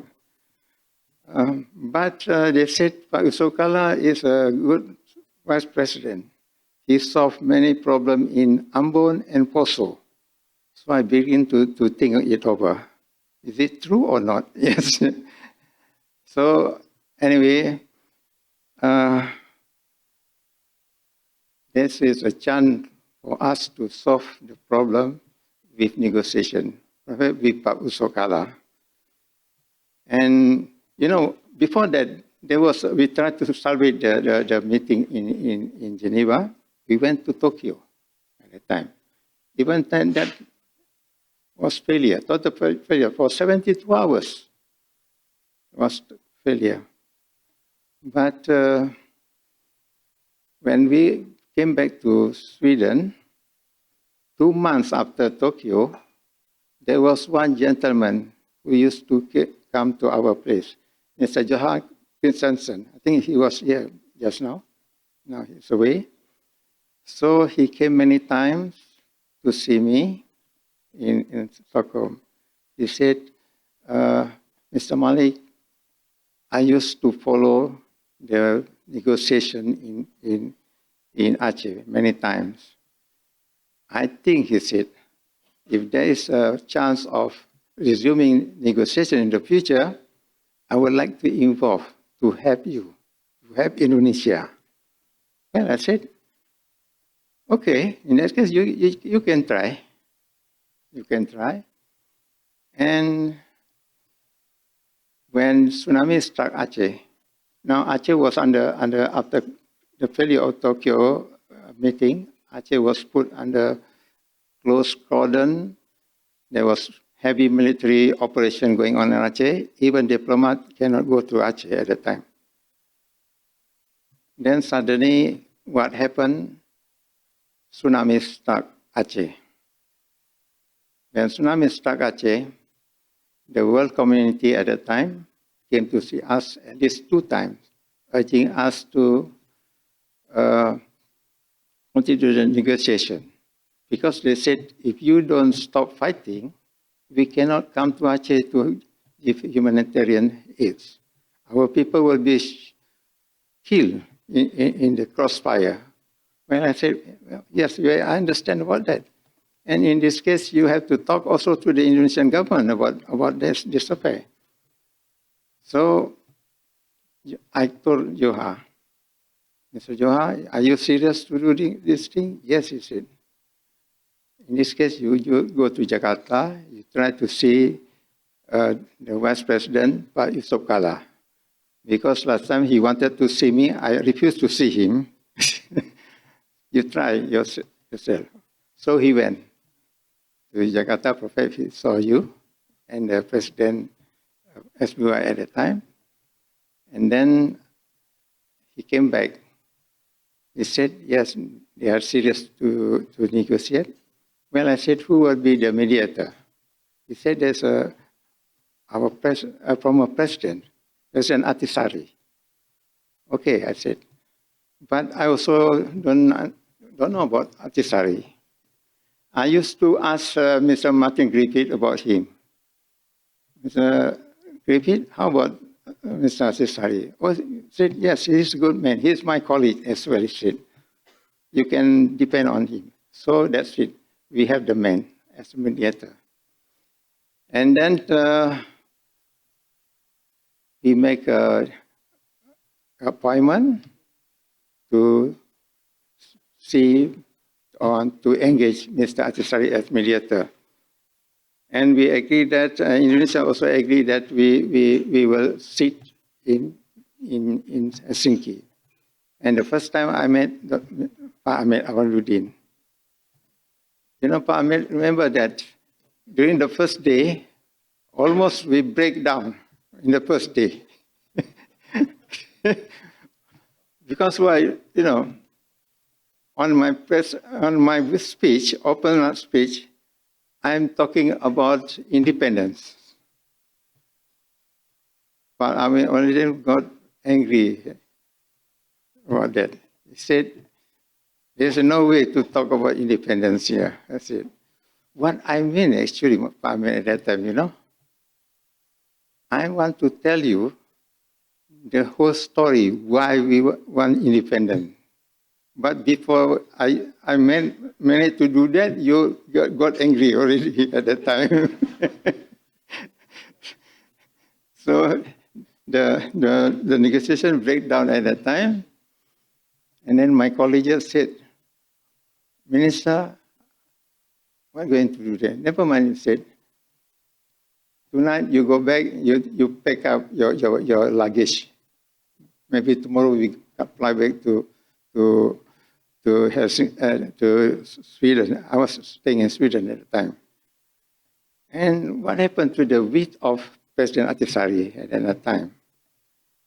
He made a press conference and he said that there's another way to solve this problem. That Aceh will be a special state within the state of Indonesia. The example was in the island of Åland, a small island between Finland and Sweden. The population of the islands Swedish, but Åland is under within the territory of Finland. This was historical actually. During the 19th centuries, Finland was under Russia. But when they got independence, there was arbitration. The people in Åland want to be part of Finland. Because why? Though they are Swedes people, but they want to be part of Finland because they have special autonomy. So the international community at that time decided, they recognized that Åland will be part of Finland instead of Sweden. So this is the example, actually. Such a very small island, maybe the population about 40 or 50,000 people, they have their own flag. They can do business anywhere in the world. So that is a good example, actually, for Aceh within Indonesia. And in fact, you see, if Parliament said at that time, you don't got angry at that time, you know, I will talk the same thing. There's an example in Finland. Even the United States, and big power, there are several states, they have their own authority. For example, Puerto Rico. Puerto Rico, they are Spanish. People from Spanish descendant, they speak Spanish, but they are part of the American state. And also Hawaii, also the same. And another islands in Samoa in the Pacific, about the same. So what I want to tell at the time, Aceh could be just like that within Indonesia. But anyway, because of the wish of the President Atisari, then the next day, he persuaded us to continue the meeting, and we went to the meeting. And from that day onwards, the meeting going on from day to day until we achieve our goal of peace. You know, Pamit, at the last moment, you know, almost failure as well. Because what? When we agreed everything, in that morning, on the day that we're going to sign it, Mr. Atisari came to the room with my delegation, and we read all the articles. But the last point about the military presence in Aceh, the number of military presence in Aceh. Before the conflict, the military presence in Aceh at that time was 7,000. From all units, 7,000. But in the agreement, 14,700, I think, yes? 14,000. So it's very high, more than double. And my delegation refused to sign it because of the number of the difference of the number of the military personnel. Mr. Atisari just, you know, he cannot do anything. He just cannot do anything, actually. Then from the morning up to 12 o'clock, I'm doing the very quick thinking. What was going to happen like this? If we don't sign, that means everything will be failure. And the upper hand, because in Indonesia also got problem as well. I'm studying what is the problem of Indonesia. Because the government, they want to settle by peace. But the highliners in the military, they don't want. They want to be in full control of Aceh. And because of that, we cannot sign the agreement. But I will do the very fast thinking. Now, if we don't sign, because of the difference of the number, that brings the opponents in Jakarta upper hand. And those people like Pak Usokala who want to make peace will be jeopardized. So I request President Atisari, Mr. President, can you please excuse me, you give me some time? I want to speak with my delegation. So we went to the next room. And then I told them, now I said, we will be fighting with Indonesia for decades, with tens of thousands of army personnel as well as police. Indonesia cannot defeat us. We also cannot defeat Indonesia, I said. Now, this is the chance for us to settle the problem. At that time, we are facing a severe military operation. Now this is about 14,700. But remember that under this agreement, 14,700, the Indonesian organic troops be in Aceh for external defense. That means they are going to the barrack. So what is the matter with that? They are going to the barrack. This is agreement. Even 40,700, they are not. They can roam anywhere in the villages. Different. Why? I said, why do you afraid? And this is under agreement. I said. And this we have to have the people in Jakarta who advocate for peace. Otherwise, everything will be in jeopardized. So my delegation all agreed. Oh, in that case, we signed. I said. So after that, about 1 hour after that, I called Mr. Achisari. Mr. Achisari, I will sign it. Then we have the deal.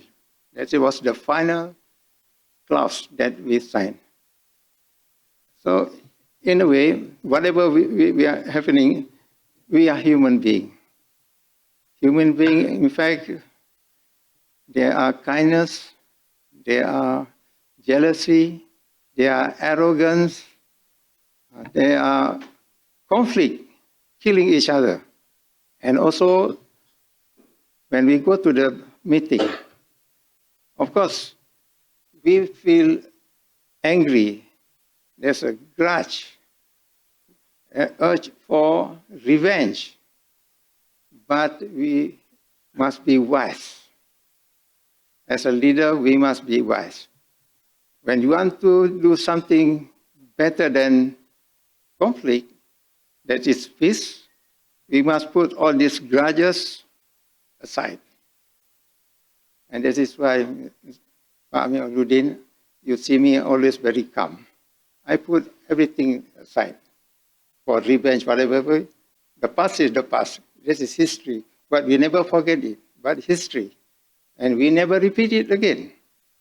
So, what we see is the future, the bright future.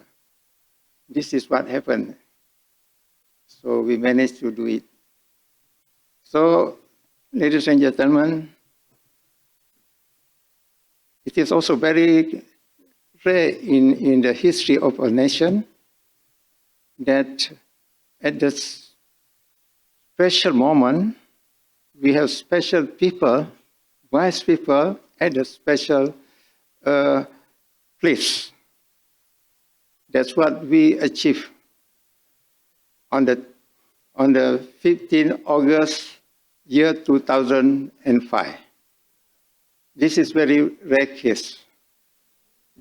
If we don't have this kind of people at the right time, at the right place, at that right moment, nothing can happen. For this is what an additional for me. So from us here, we have Pak Usokala, Pak SBY, Pak Amir Aludin, and also President Mati Atisari as a able mediator. Thank you very much indeed.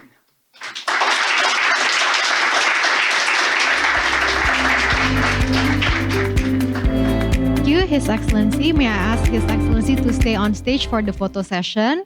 May I also, yes, thank you. May I also invite, yeah, we are still going to have another session after the photo session, so please stay in your seat while we have a photo session. May I also invite Bapak Yusuf Kala, Bapak Hamid Awaludin, Bapak Tetsuya Watanabe, Bapak Hasan, Bapak Aizawa for the photo session. Okay. Yes. Yeah. May I ask everyone to please stay because we still have another session after photo session.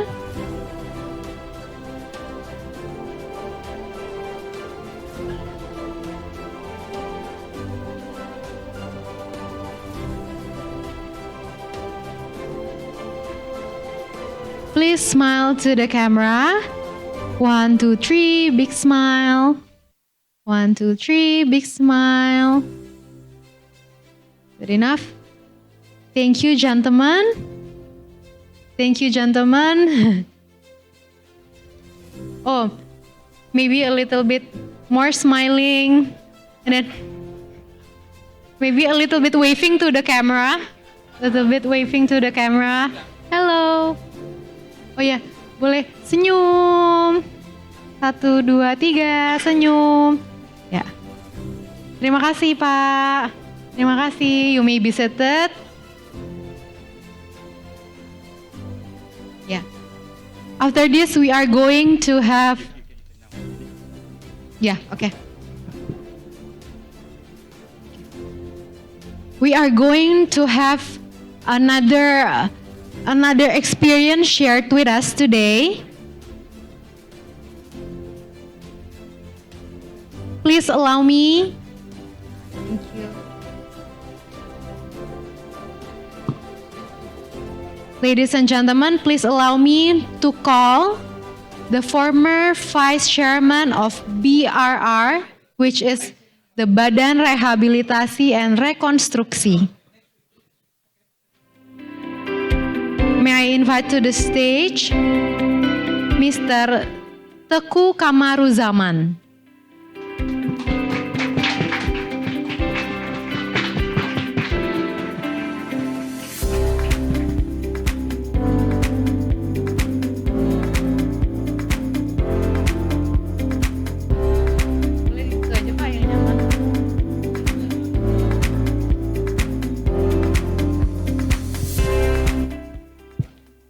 Good afternoon, Your Excellencies, all distinguished ladies and gentlemen.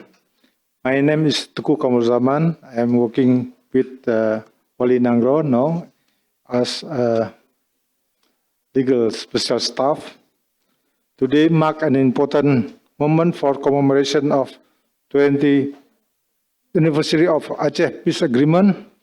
It is my great honor and privilege to presenting about the trust building between GAM and Indonesian government in the Aceh reconstruction process after tsunami and conflict.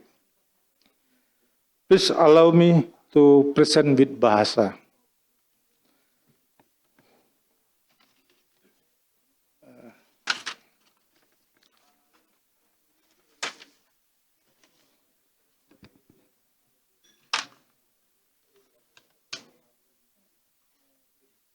I need the translator. I have? No? Okay. Okay. Yeah. I will.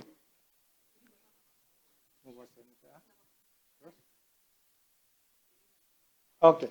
Okay. Thank you. Okay. Thank you.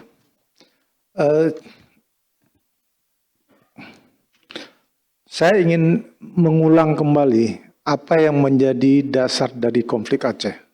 Apa yang mendasari? Ada empat aspek yang mendasari konflik Aceh.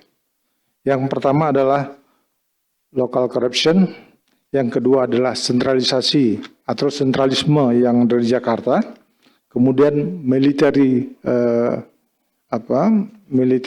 tekanan militer ya di masa Orde Baru, kita tahu masa Orde Baru. Kemudian yang keempat adalah local aspiration atau aspirasi merdeka. Pada saat Aceh dulu bergabung dengan Indonesia, itu di Aceh terjadi dualisme pandangan.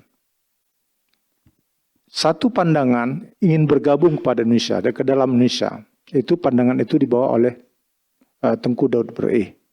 Satu pandangan lagi ingin berdiri sendiri sebagai negara awal, sebagaimana yang disebutkan Pak Malik Mahmud tadi, bahwasanya Aceh itu tidak Belanda dan Jepang meninggalkan Aceh, Aceh itu praktis bisa menjadi negara merdeka sendiri. Namun suara yang menghendaki Aceh bergabung dengan Indonesia ini lebih dominan, sehingga Aceh bergabung dengan Indonesia. Namun kenapa sepertinya Aceh itu terjebak ke dalam Indonesia? Ini persoalan yang memang seperti kata Profesor Aizawa tadi, konflik Aceh sudah selesai, sudah terjadi, tapi belum selesai. Jadi ini sebuah soal yang memang masih harus kita pelihara ke depan. Ini tantangan yang terjadi di masa-masa mungkin yang akan datang. Tsunami telah membawa situasi yang membuat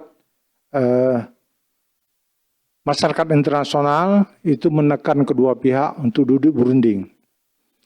Ada beberapa faktor yang membuat masyarakat tsunami proses perjanjian damai itu bisa terjadi.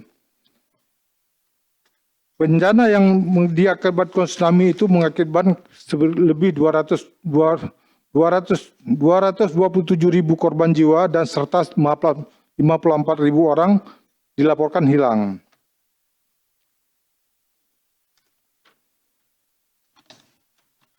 Saya punya slide sebenarnya, tapi tidak ada slide. Foto-foto ini menunjukkan sejauh mana sudah ada kerusakan tsunami yang diakibatkan.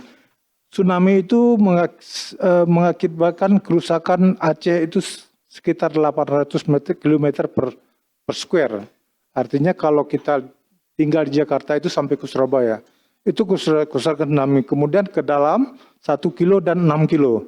Jadi kerusakan tsunami itu mengakibatkan 120.000 rumah hancur, 70.000 rumah rusak, 14 pelabuhan laut rusak, 120 jembatan rusak, 3.000 km jalan rusak atau tidak dapat dilalui, bangunan sekolah rusak, pelajar kehilangan sekolah, 2.500 guru meninggal, 114 pusat kesehatan rusak atau hancur, 20.000 tambak ikan rusak, tanah pertanian, dan UMKM yang kehilangan penghasilan. Kemudian terjadi proses perundingan damai Aceh di Helsinki, sebagaimana tadi sudah disebutkan oleh beberapa keynote speaker, baik Pak Yusuf Kalla, Pak Hamid maupun Pak Tengku Malik Mahmud Al-Haitar.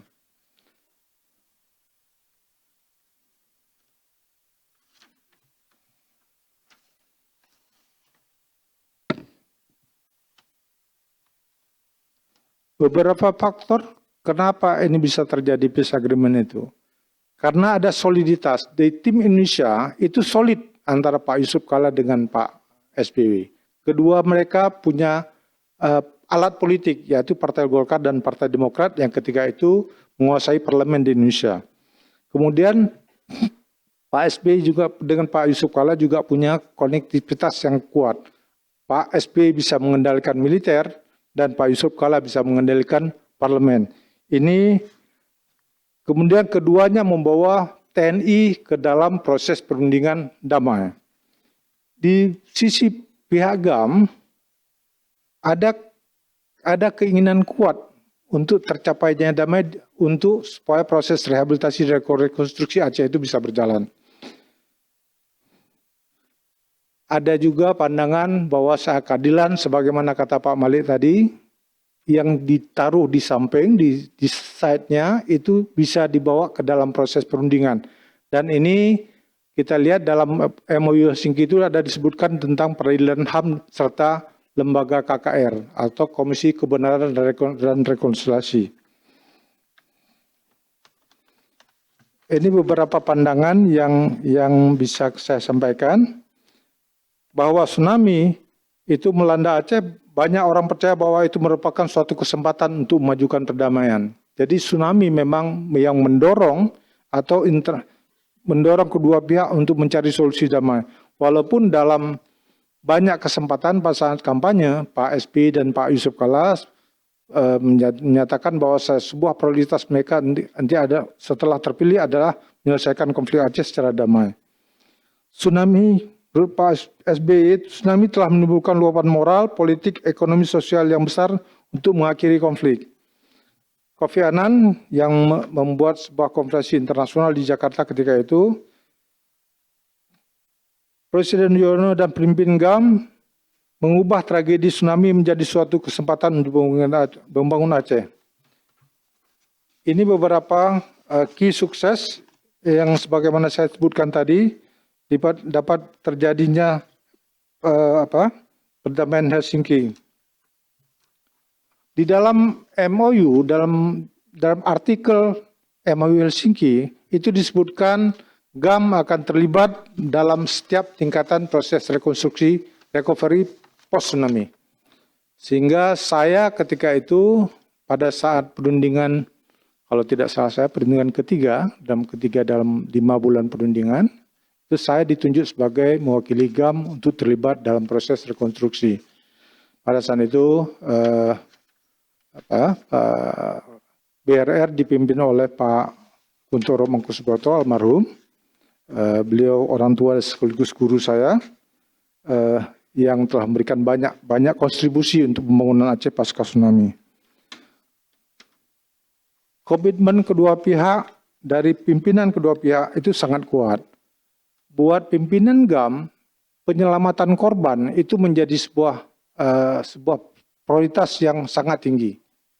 Sehingga penyelamatan korban ini mengakibatkan pimpinan GAM itu menanggalkan aspirasi merdekanya. Salah satu faktor yang menyebabkan GAM meninggalkan aspirasi merdeka adalah karena penyelamatan korban tsunami yang demikian luas. Sehingga ini memang sebuah konsesi atau sebuah kesediaan dari pimpinan GAM untuk menanggalkan aspirasi merdeka dan memotong senjata. Dua soal yang memang menjadi dasar ya atau konteks konflik Aceh terjadi. Kemudian ada terjadi komunikasi intensif antara misalnya Pak Yusuf Kalla, Pak SBY dan Pak Malik Mahmud serta Dr. Jenny. 4 aktor ini itu sangat berperan dalam sebuah intensitas komunikasi yang intens. Dan mereka day to day intens. Kami bekerja selama 4 tahun di dalam proses recovery tsunami. Ya. Kemudian anggota GAM itu kita libatkan pada setiap level tingkatan di dalam jabatan di BRR. Saya pada posisi pimpinan, saya sebagai sekretaris, kemudian beberapa ada deputi, kemudian ada di level direktur, kemudian ada di level manager dan staff. Jadi semua beberapa pimpinan yang kita libatkan dari GAM itu adalah orang-orang yang menurut saya bisa bekerja sama dengan pihak lain. Artinya saya juga menseleksi orang-orang yang akan terlibat dari GAM yang untuk terlibat dalam proses Badan Rehabilitasi dan Rekonstruksi Aceh. Kemudian kami bersama Pak Kuntoro membentuk sebuah lembaga jaringan komunikasi. Lembaga jaringan komunikasi ini terdiri dari sekitar 83 lebih komandan-komandan lapangan yang mana mereka itu membantu donos, NGOs dan pekerja kemanusiaan humanitarian worker lainnya untuk bekerja di lapangan sehingga pekerjaan-pekerjaan yang memang membutuhkan sosialisasi, membutuhkan hambatan-hambatan yang sifatnya keamanan dan lain-lain maupun karakter budaya yang berbeda itu bisa dijembatani oleh tim komunikasi ini.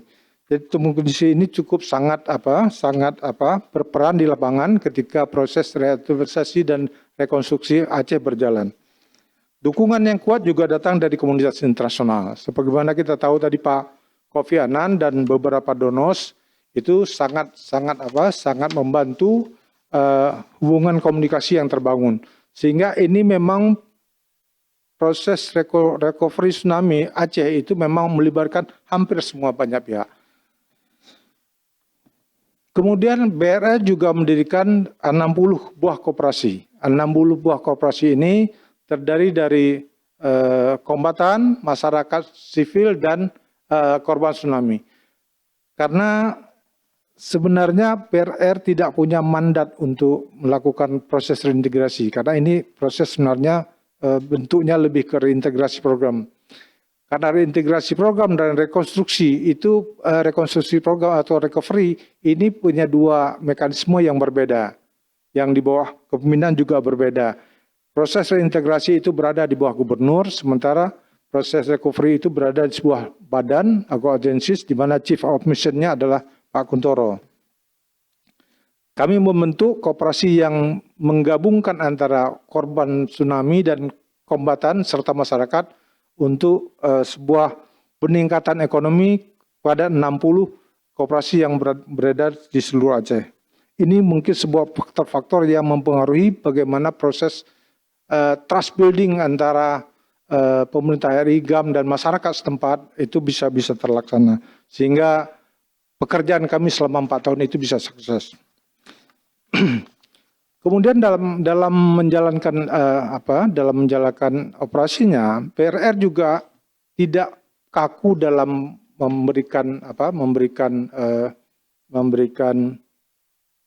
melakukan kegiatan. Artinya begini, jika sebuah roadmap yang kita buat itu tidak bisa berjalan, katakanlah seperti ini, BRR pernah dalam suatu ketika itu menetapkan pembangunan rumah, infrastruktur, dan lain-lainnya itu harus 22 km dari pantai, dari laut. Tapi pada saat itu perencanaan itu kita jalankan, itu tidak mungkin kita laksanakan karena masyarakat tidak mau pindah. Dia tidak mau pindah. Anda tidak berusaha buat rumah untuk kami atau buat bangunan untuk kami tetap tinggal di tepi laut, di tanah nenek moyang kami. Karena buat masyarakat Aceh, kematian itu ya dimanapun kalau mau mati aja. Di gunung juga mati gitu. Jadi ini sebuah karakter Aceh yang kita coba berdamai dengan ketika kita bisa membuat rumah itu 2 kilo dari pantai. Sebenarnya perencanaannya 2 kilo dari pantai, tapi ini nggak mungkin kami lakukan. Kemudian juga beberapa soal seperti tanah yang hilang, itu dalam konteks regulasi yang ada di Indonesia, itu harus kita bentuk panitia 9. Tapi BRR ketika itu memang dengan dukungan Pak SBY, Presiden ketika itu melakukan beberapa banyak fleksibilitas. Beberapa aturan-aturan yang kita buat berbeda. Katakanlah misalnya pembebasan tanah itu harus dilakukan dengan panitia 9. Tapi kadang-kadang kami melakukan langsung sendiri, beli tanah sendiri, kemudian baru nanti kita serahkan ke BPN untuk membuat regulasi. Sehingga apa yang kami buat itu memang berdasarkan kemampuan dan solusi-solusi ideal buat masyarakat dan korban. Ini data kerusakan dan rekonstruksi yang telah kita laksanakan. Sekitar 635.000 masyarakat kehilangan tempat tinggal,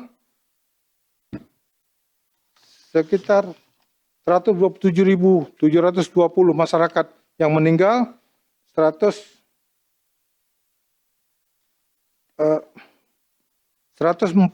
ini unit usaha yang hancur, kemudian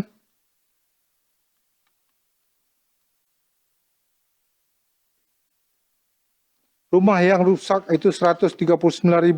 Ini beberapa data yang bisa Bapak lihat. Saya tidak akan bacakan lagi. Yang bisa Bapak lihat, yang bisa kami sudah laksanakan selama 4 tahun. Ini memang sebuah success story yang bisa kita capai di BRR. Ini kemudian ada senario yang kami buat itu pada saat hanya 4 tahun kami diberikan kesempatan. Ini senario proses rekonstruksi atau recovery. Perumahan harus selesai pada 2028, infrastruktur harus selesai pada 2028 karena kami PRR dibentuk pada 15 Mei 2005 sebelum damai. Kemudian berakhirnya itu 4 tahun karena undang-undang memberikan waktu kita hanya 4 tahun. Berakhirnya pada 14 April 2009. Nah, ini sebuah contoh pembagian peran antara BRR, Pemda tingkat 1 dan tingkat 2. Nah, ini. Jadi beberapa soal yang menjadi domain pemerintah daerah kita sebutkan pada pemerintah daerah seperti infrastruktur publik ringan dan kegiatan sosial masyarakat ini kita serahkan. Yang berat-berat itu menjadi infrastruktur segala macam menjadi domainnya BRR. Ini pembangunan infrastruktur dan ekonomi meliputi 3 wilayah sepanjang 800 km persegi yang kita buat pada saat selama 4 tahun. Kita lihat ada JICAS itu yang membangun jalan dari Melabuh sampai ke Calang. Ini ada masalah ketika itu dengan jalan Amerika karena Amerika juga ingin membangun jalan dari Banda Aceh sampai ke Melabuh. Jadi akan menutup jalan dari Jepang. Namun ada solusi kemudian kita pisah dua. Amerika sampai dari Melabuh sampai ke Calang, kemudian dari Calang ke Melabuh itu Jepang.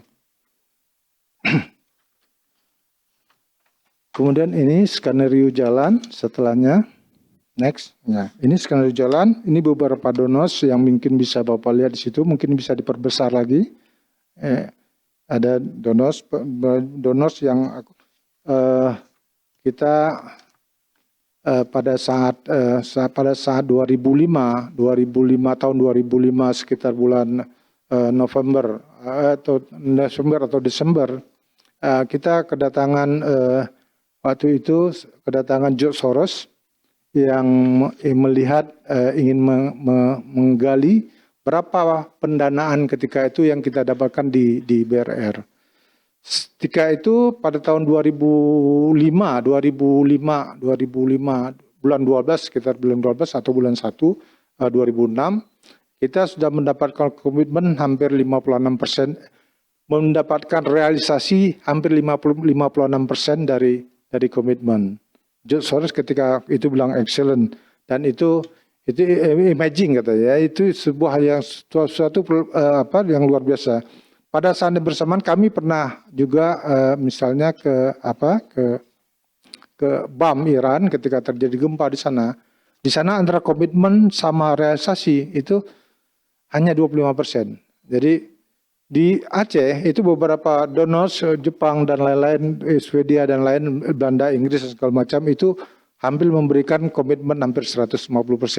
Jadi ada sebuah trust building dari donors ketika itu karena beberapa kali kami langsung ke negara asal untuk memberikan report.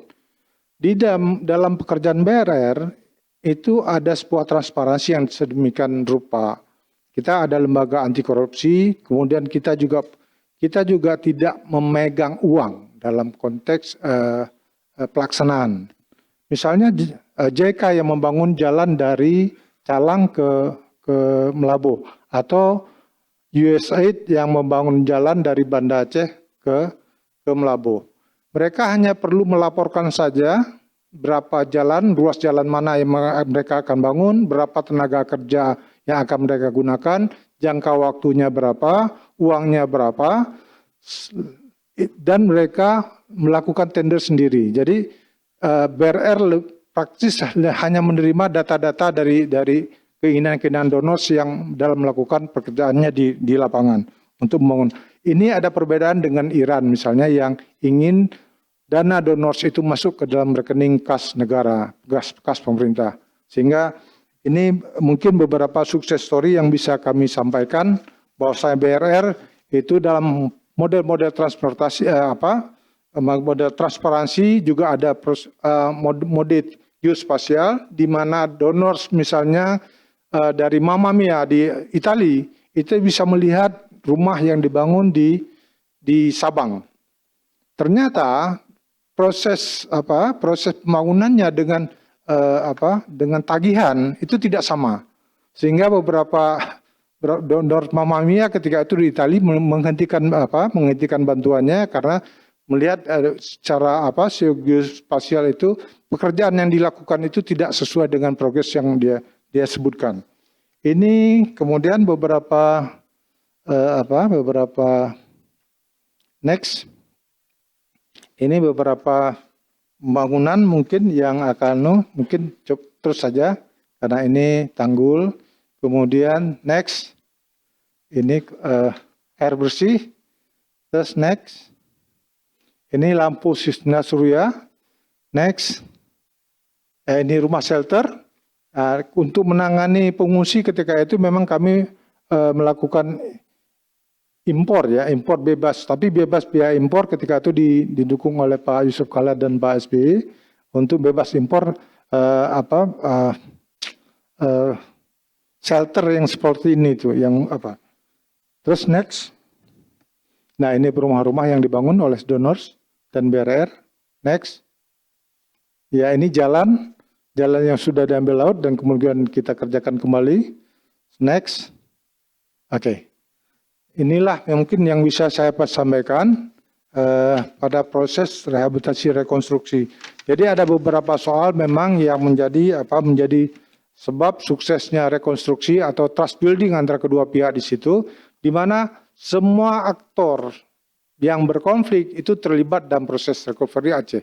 Kemudian semua aktor mengutamakan korban sebagai target utamanya dari pekerjaannya. Ini mungkin dua key faktor yang membuat kami dan ada transparansi dari lembaga BRR untuk publik baik yang di dalam negeri maupun di luar negeri. Sehingga secara berkala kami melakukan laporan-laporan kepada donor luar negeri, termasuk beberapa kali kami ke Jepang juga melaporkan beberapa kepada anggota parlemen di sana progres bantuan Jepang yang telah diberikan untuk Aceh. Saya kira ini saja yang saya sampaikan. Mungkin Pak Prof Aizawa, saya ada pertanyaan dan quiz. Oke, boleh. Terima kasih. Assalamualaikum warahmatullahi wabarakatuh.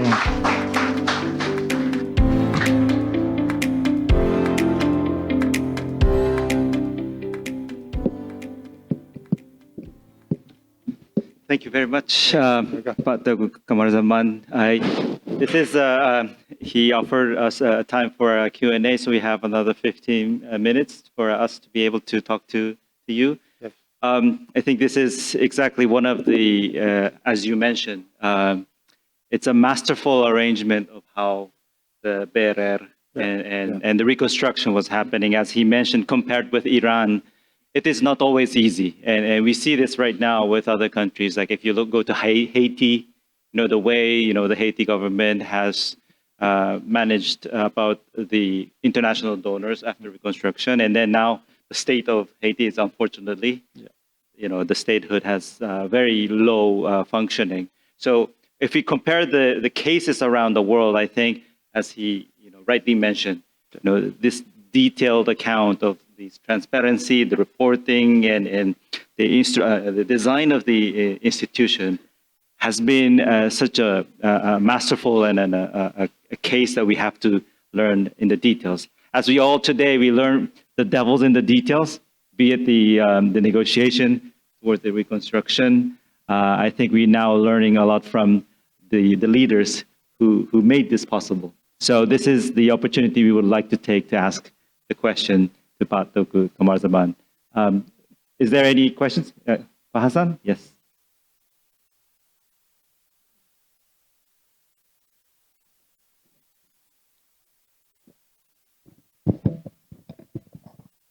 Thank you, Tabusan and Pak Kamarzaman. Pleased to meet you again after so many years that we haven't met each other. On the rehabilitations and reconstructions of Aceh post-tsunami, I would share that one of the key to the successful process of emergency phase, tanggap darurat, which took place until March, end of March 2005, was the conference.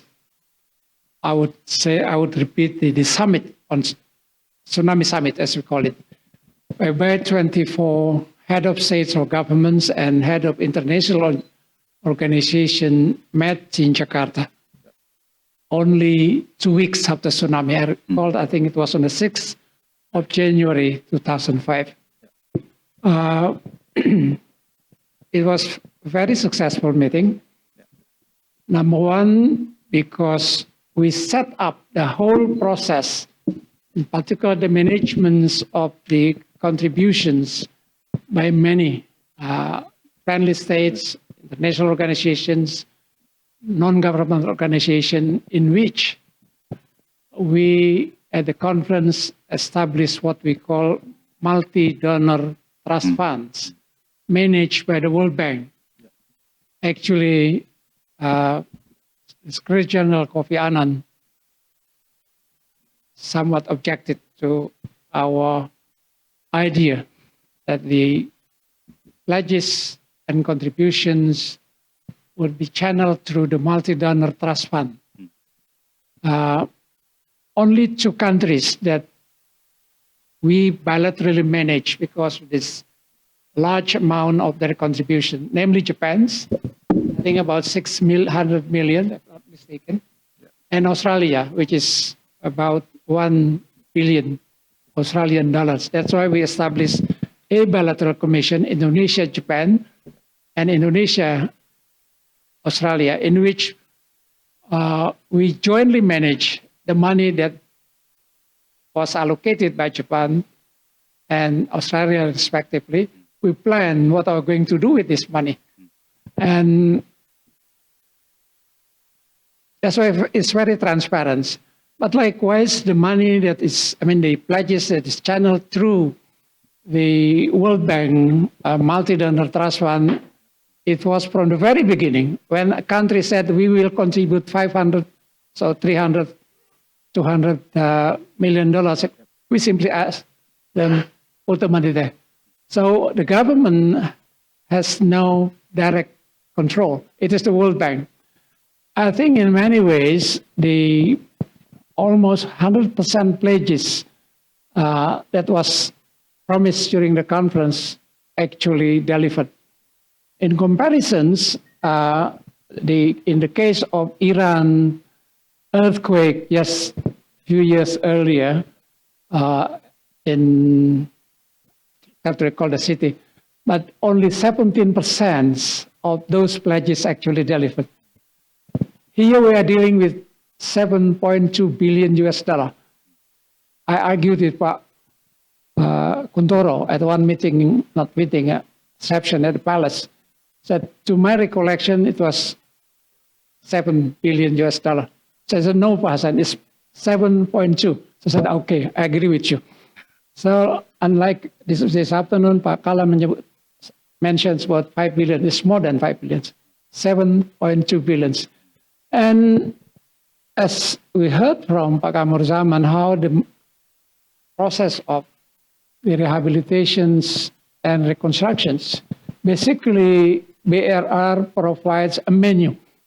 This is what we're going to do, what we're going to develop in Aceh, and you don't know, according to your pledges, choose what we're going to do. Like the United States choose to build road, a very good road, connecting Banda Aceh to Malabo.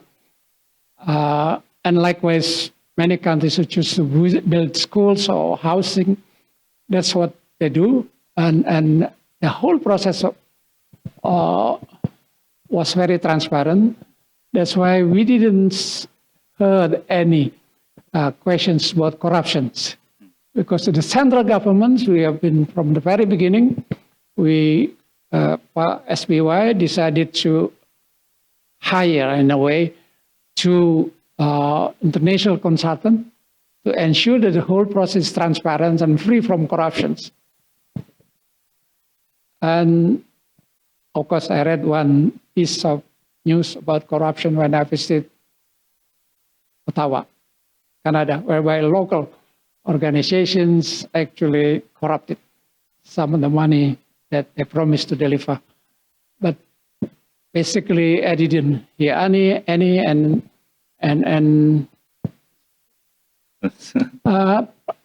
former President Clinton was assigned by the UN Secretary General as the UN representative for the Aceh reconstruction.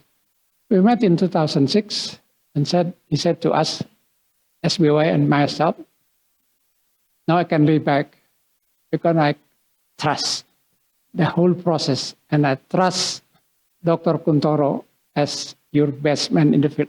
Thank you very much. Thank you very much. Very much.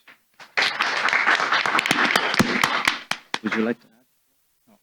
That's just statement. Yes, yes. At the time, pada saat itu kami juga BRR juga bekerja sama dengan BPK seluruh dunia.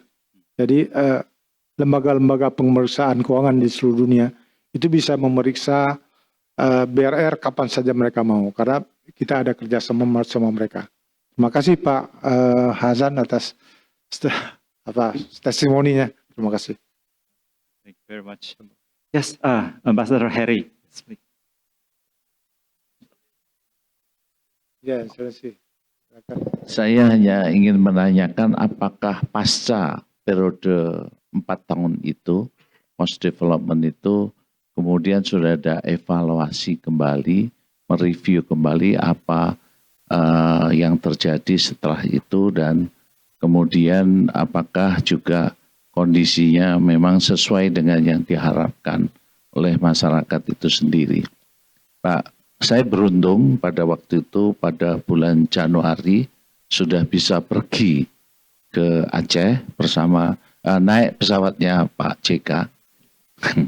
Tapi dari Komisi 10 DPR RI, dan pada waktu itu kami mulai melihat kerusakan sekolah dan lain-lain lah, putar banyak.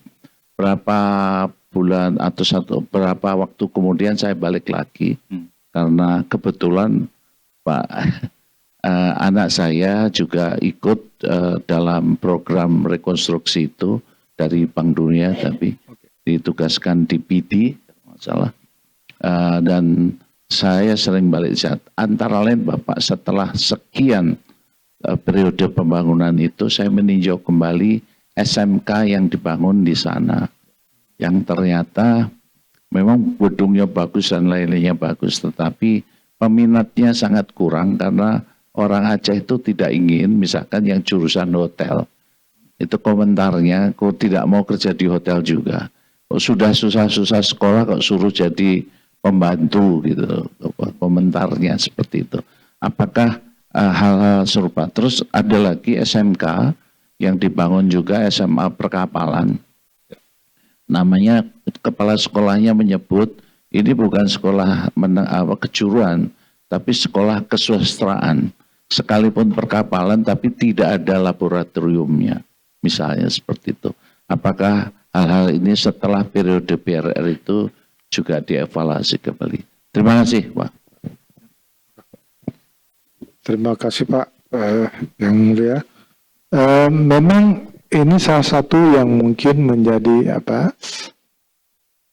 dalam konteks kelembagaan BRR. Memang karena mandat kita yang hanya 4 tahun itu menjadi sangat terbatas kami untuk melihat atau mengevaluasi apa yang terjadi dengan selanjutnya.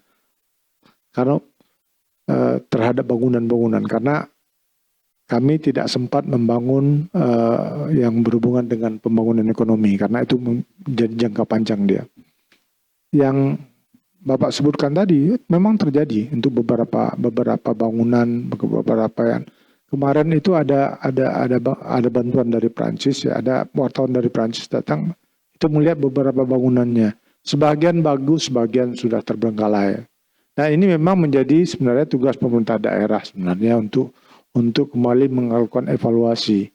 Ya, setelah 2009, 2008 BRR selesai, itu seharusnya pemerintah itu ada report tentang apa yang dilakukan.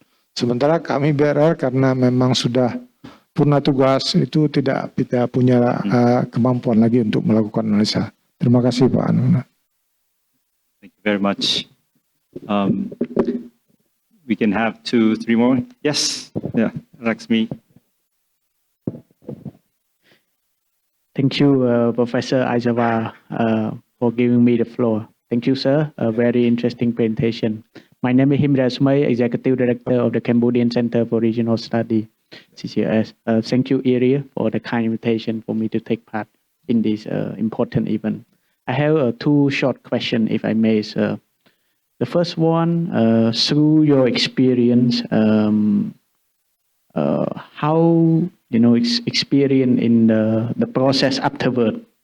How do you see the process of reconciliation is play out in Aceh between the people on the ground, people and people, how you see reconciliation? Yes, between top leader, very important, but how it transpires on the ground, especially ordinary people, I want to know. Second point is how history is being taught in Aceh and Indonesia as a whole regarding the what happened during the whole Aceh and the struggle and the eventual peace agreement that was signed in Helsinki 2005. So how history is taught, I would like to understand.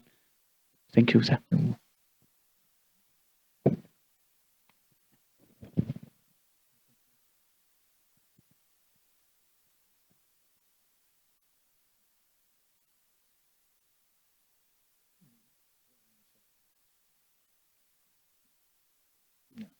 Ya.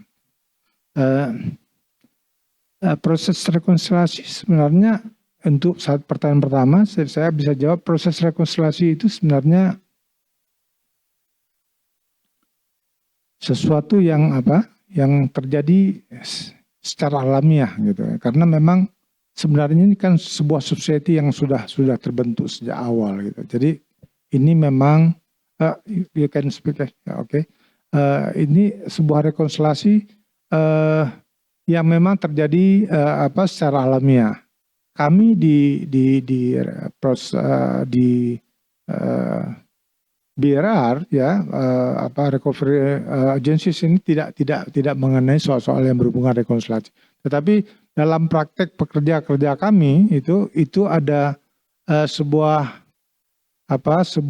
organisasi yang kami bentuk secara kerjasama, dalam bentuk kerjasama, sehingga proses kerjasama itu sebenarnya sudah berjalan dalam konteks pekerjaan-pekerjaan kami yang kita lakukan, Pak. Yang di dalam konteks recovery Aceh itu kami berpedoman pada penyelamatan korban tsunami, itu adalah menjadi target utama, dan itu menyampingkan semua soal-soal yang lain. Yang kedua, pertanyaan kedua tentang Aceh dan Indonesia. Indonesia ini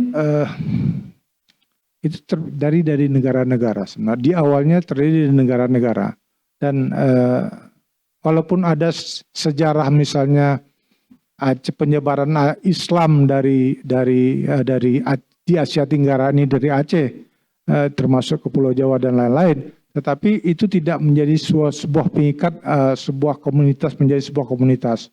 Namun setelah Belanda meninggalkan Indonesia, itu ada proses kesamaan nasib sesama orang-orang yang pernah dijajah oleh Belanda. Jadi ada proses persamaan nasib, sehingga ini sebuah konteks mungkin akan berbeda dengan Kamboja. Ini ada sebuah konteks reintegrasi ya dari beberapa kerajaan-kerajaan nanti menjadi sebuah kesatuan, yaitu namanya Indonesia.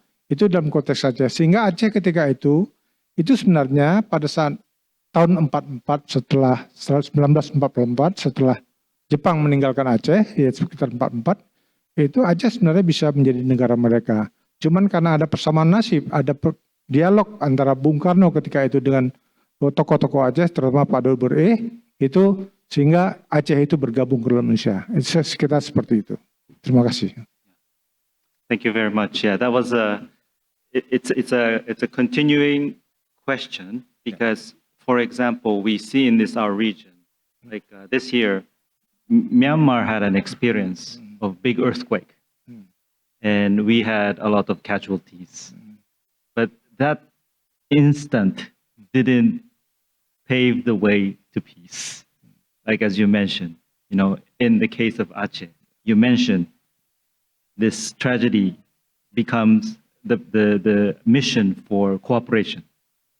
But tragedy into cooperation, it's not that path for granted if we look at the world, right? So if I can ask one more time, because the world is not always like that.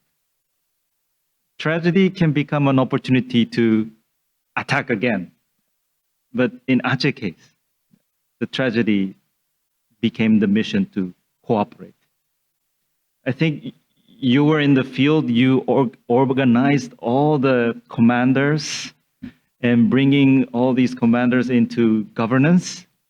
Like football, it's not always players become good managers, So I think in case of GAM as well, I mean, there are so many things that everybody dreamed to be, but not always happen. But in Aceh, it happened. So can I ask you one more time, how can it be like you were orchestrating people who was fighting for a long time, you yourself was detained, captured, you're the one who had passport addressed in prison, so you yourself also had a lot of distrust, betrayed a lot, but you still took the moment to turn the tragedy into cooperation and trust. Looking back, can you tell us what can we see? What was the key for that to happen?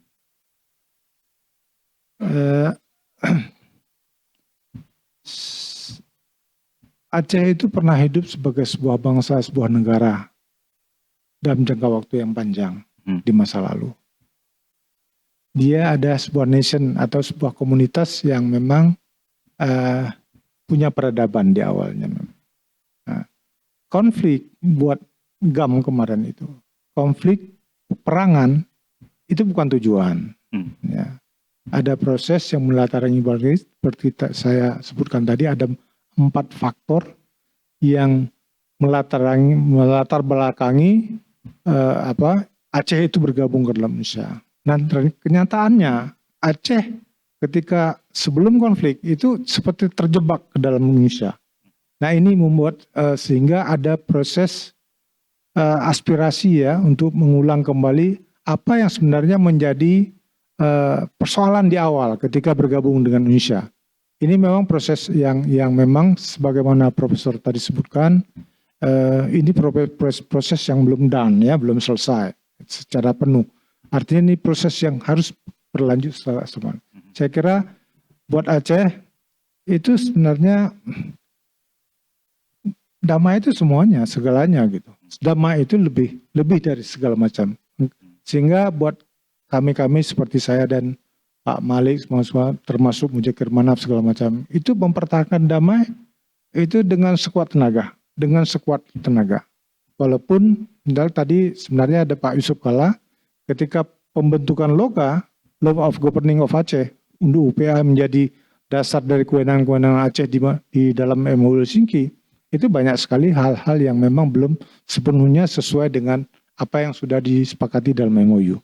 Tetapi kami waktu itu di 2005-2006 kami konsentrasi dulu menyelamatkan rakyat kami yang sedang dalam bencana, dan kemudian next step memang itu sedang dalam proses pembicaraan kembali dengan pemerintah pusat. Saya kira itu proses yang menurut Profesor tadi memang proses yang sustainable ya. Gitu. Yes. Terima kasih. Terima kasih banyak. Thank you very much. Welcome. So unless we have a pressing question, we would like to conclude our session today. Once again, thank you so much, Pak Teuku Kamaruzzaman. Thank you so much for your time and some insights.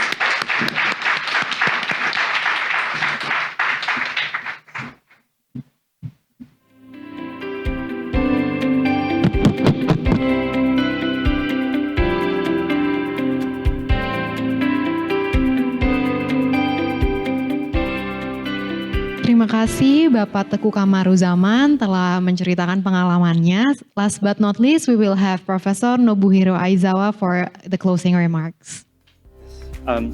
Thank you so much, Talia. Thank you so much, everybody, our distinguished guests, ladies and gentlemen, for attending our special session today. As you have heard, we have one of the greatest stories of our history that happened here in Indonesia and Aceh. We had our distinguished leaders, starting from Pak Yusuf Kala, Hamid Awaludin, Wali Nangro Aceh, Malik Mahmud, and now with Tengku Kamarzaman.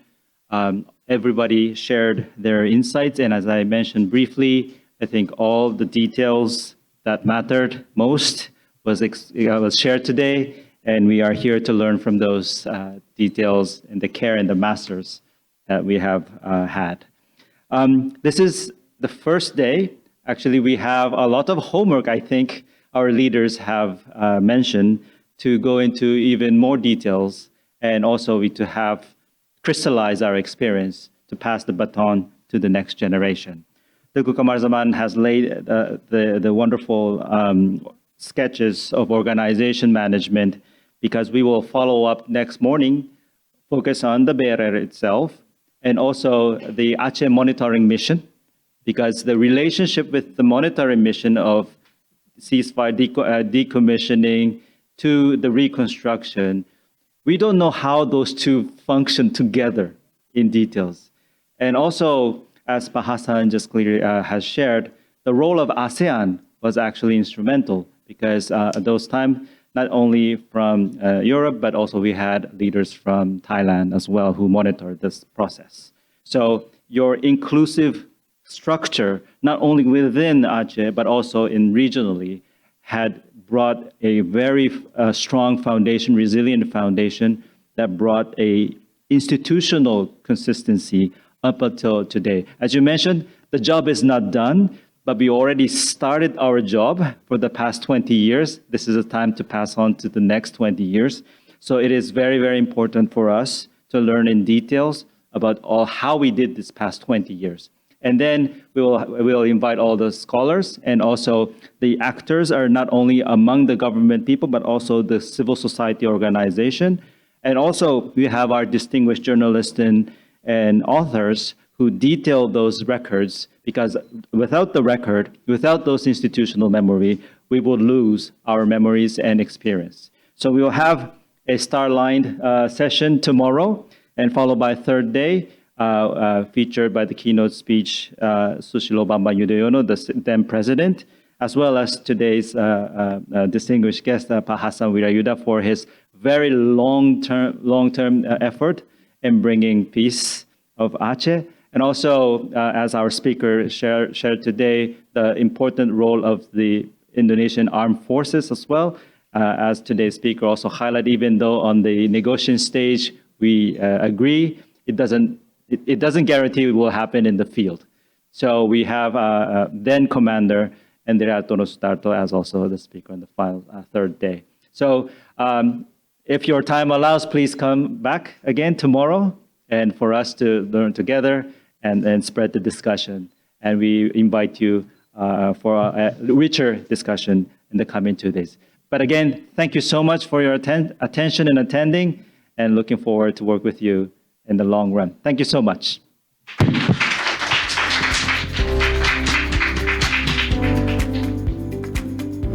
Thank you, Professor Aizawa. Ladies and gentlemen, tomorrow we will hear from many more perspectives that will enrich our understanding of the issue. So we look forward to welcoming you back tomorrow. Thank you and have a pleasant evening.